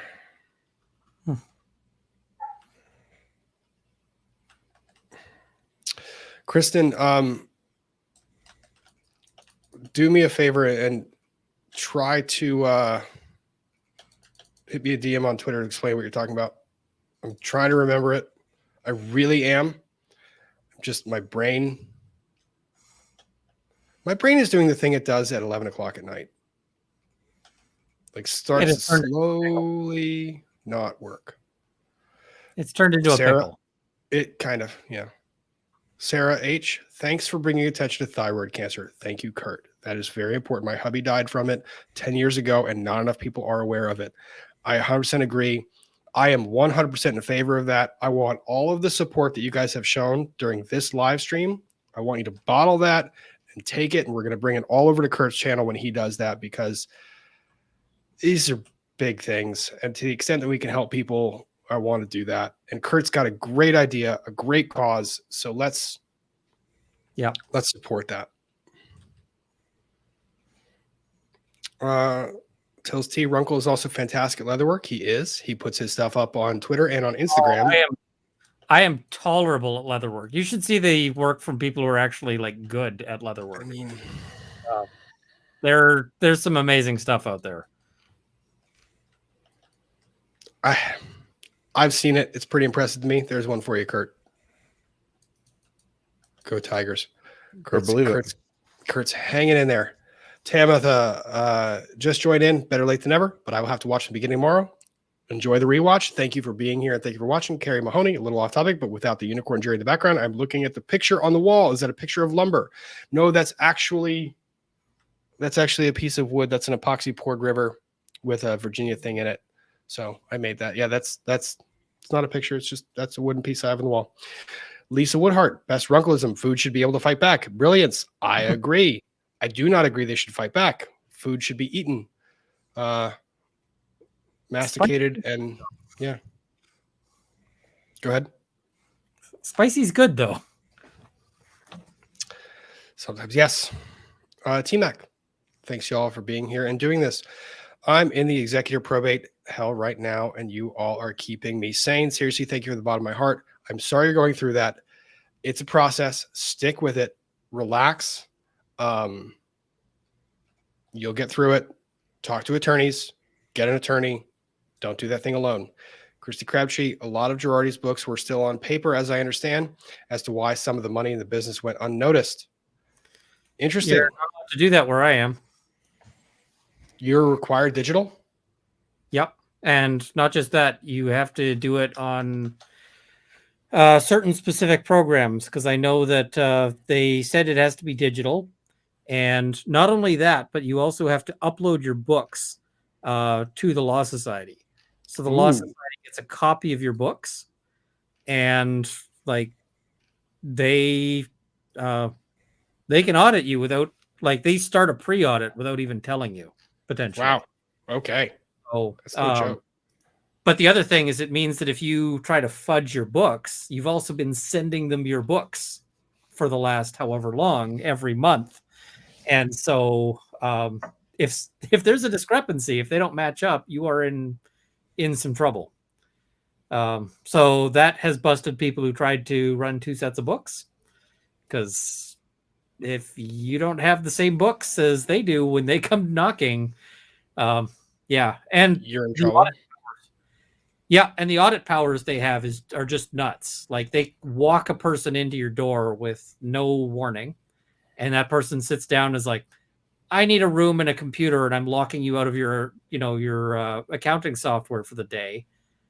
And you may want to cancel appointments, because if you're a solo practitioner, you're probably not able to do much else. So you gotta, like, cancel all your appointments for the day, because they just can audit you. So Yeah, not so much in the United States with that one. yeah, they don't mess around. And yet still some people steal money. I articled for who, and articling is sort of apprenticeship for law. He got disbarred for taking a whole pile of client money. So Caitlin Williams, I may have missed it. Any updates on the local Darius Crooks party? No updates yet. I actually haven't followed up on since last week's live stream. I'll take a look at that, see if I can give you an update next week. Thank you. You all are truly lovely. Also can't wait for Lawyers and Dragons. We're gonna get there. We're gonna get there, and we're gonna check the local dysentery ward.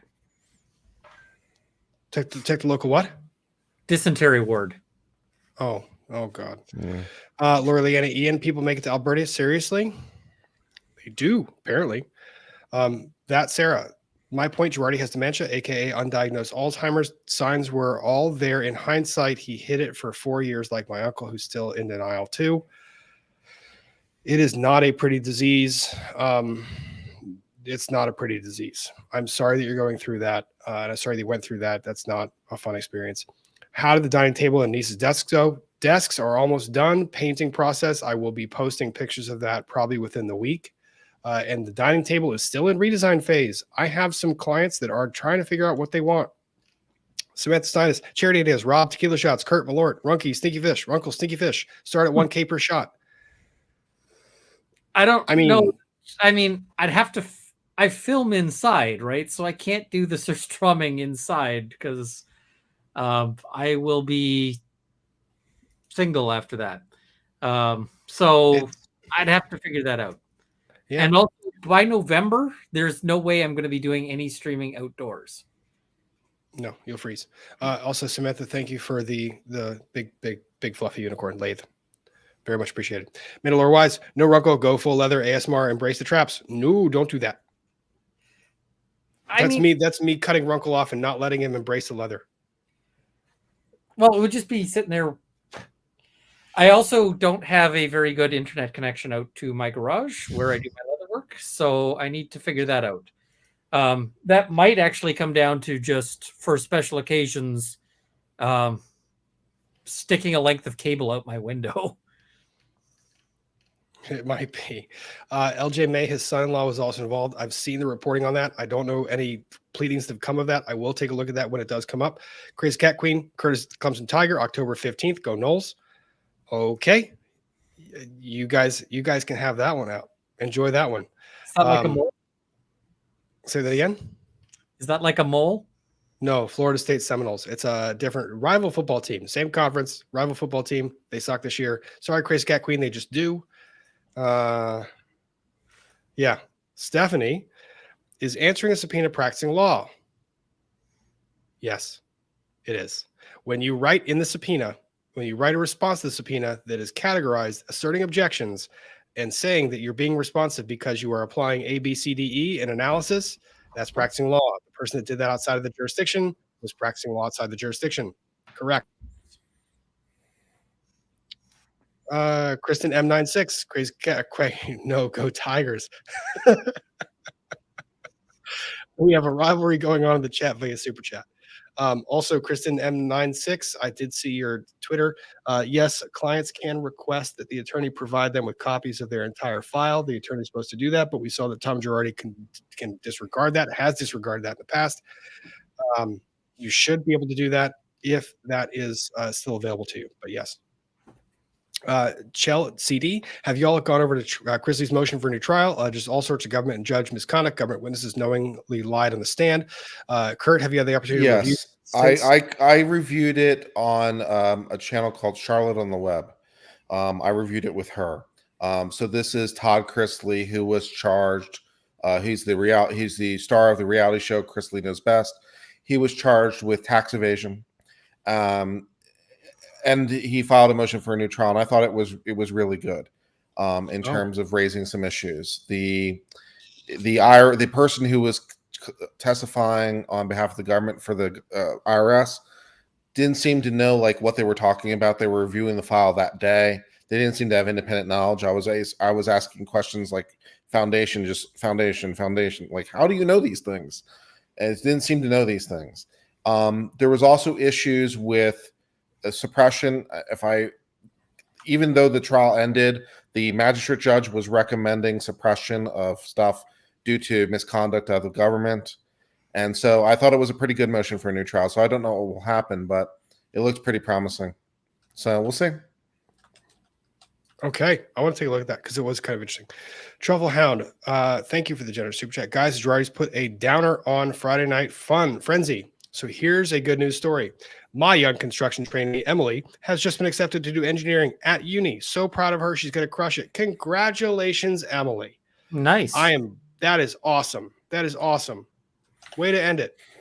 Just, man, do what you love. Go build some stuff. Building makes you feel happier. Making stuff makes you feel better. And then with an engineering degree, you can be like me and become a patent attorney. No, do not do that. No, go build things.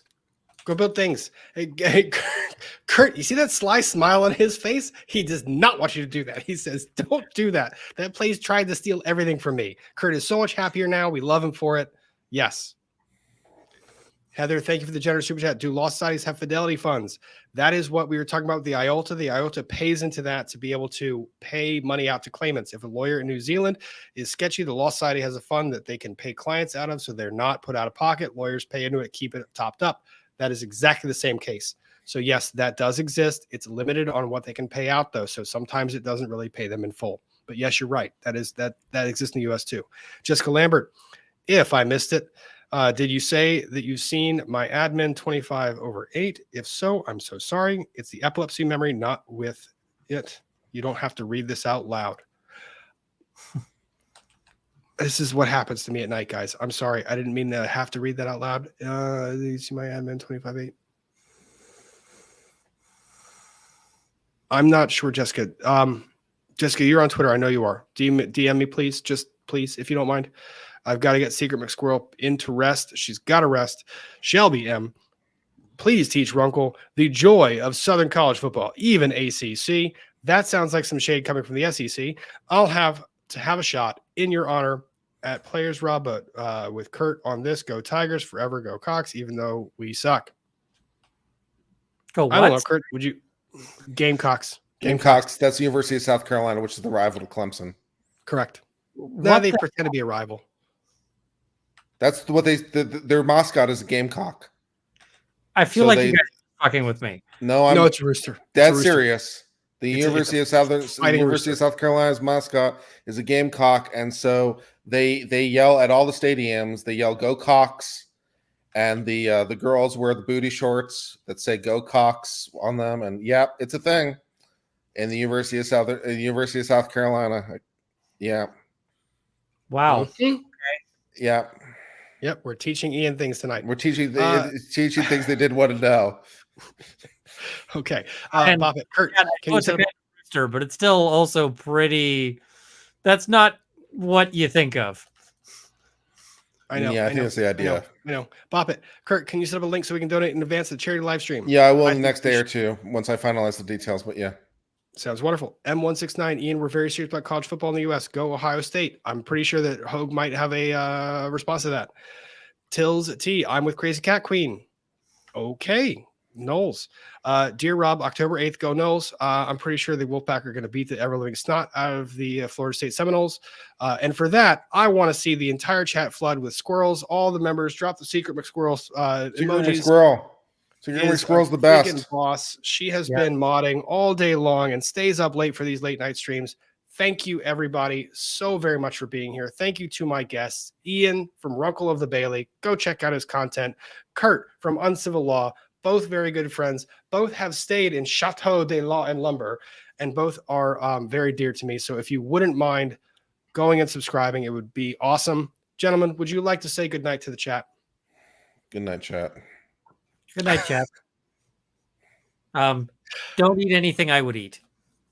Don't eat anything that Ian would eat. Okay, good night, guys. I'm going to wrap this up. I will hopefully see you guys on live on Rick Hoag's channel for Lawyers and Dragons tomorrow morning at 10 a.m. Eastern.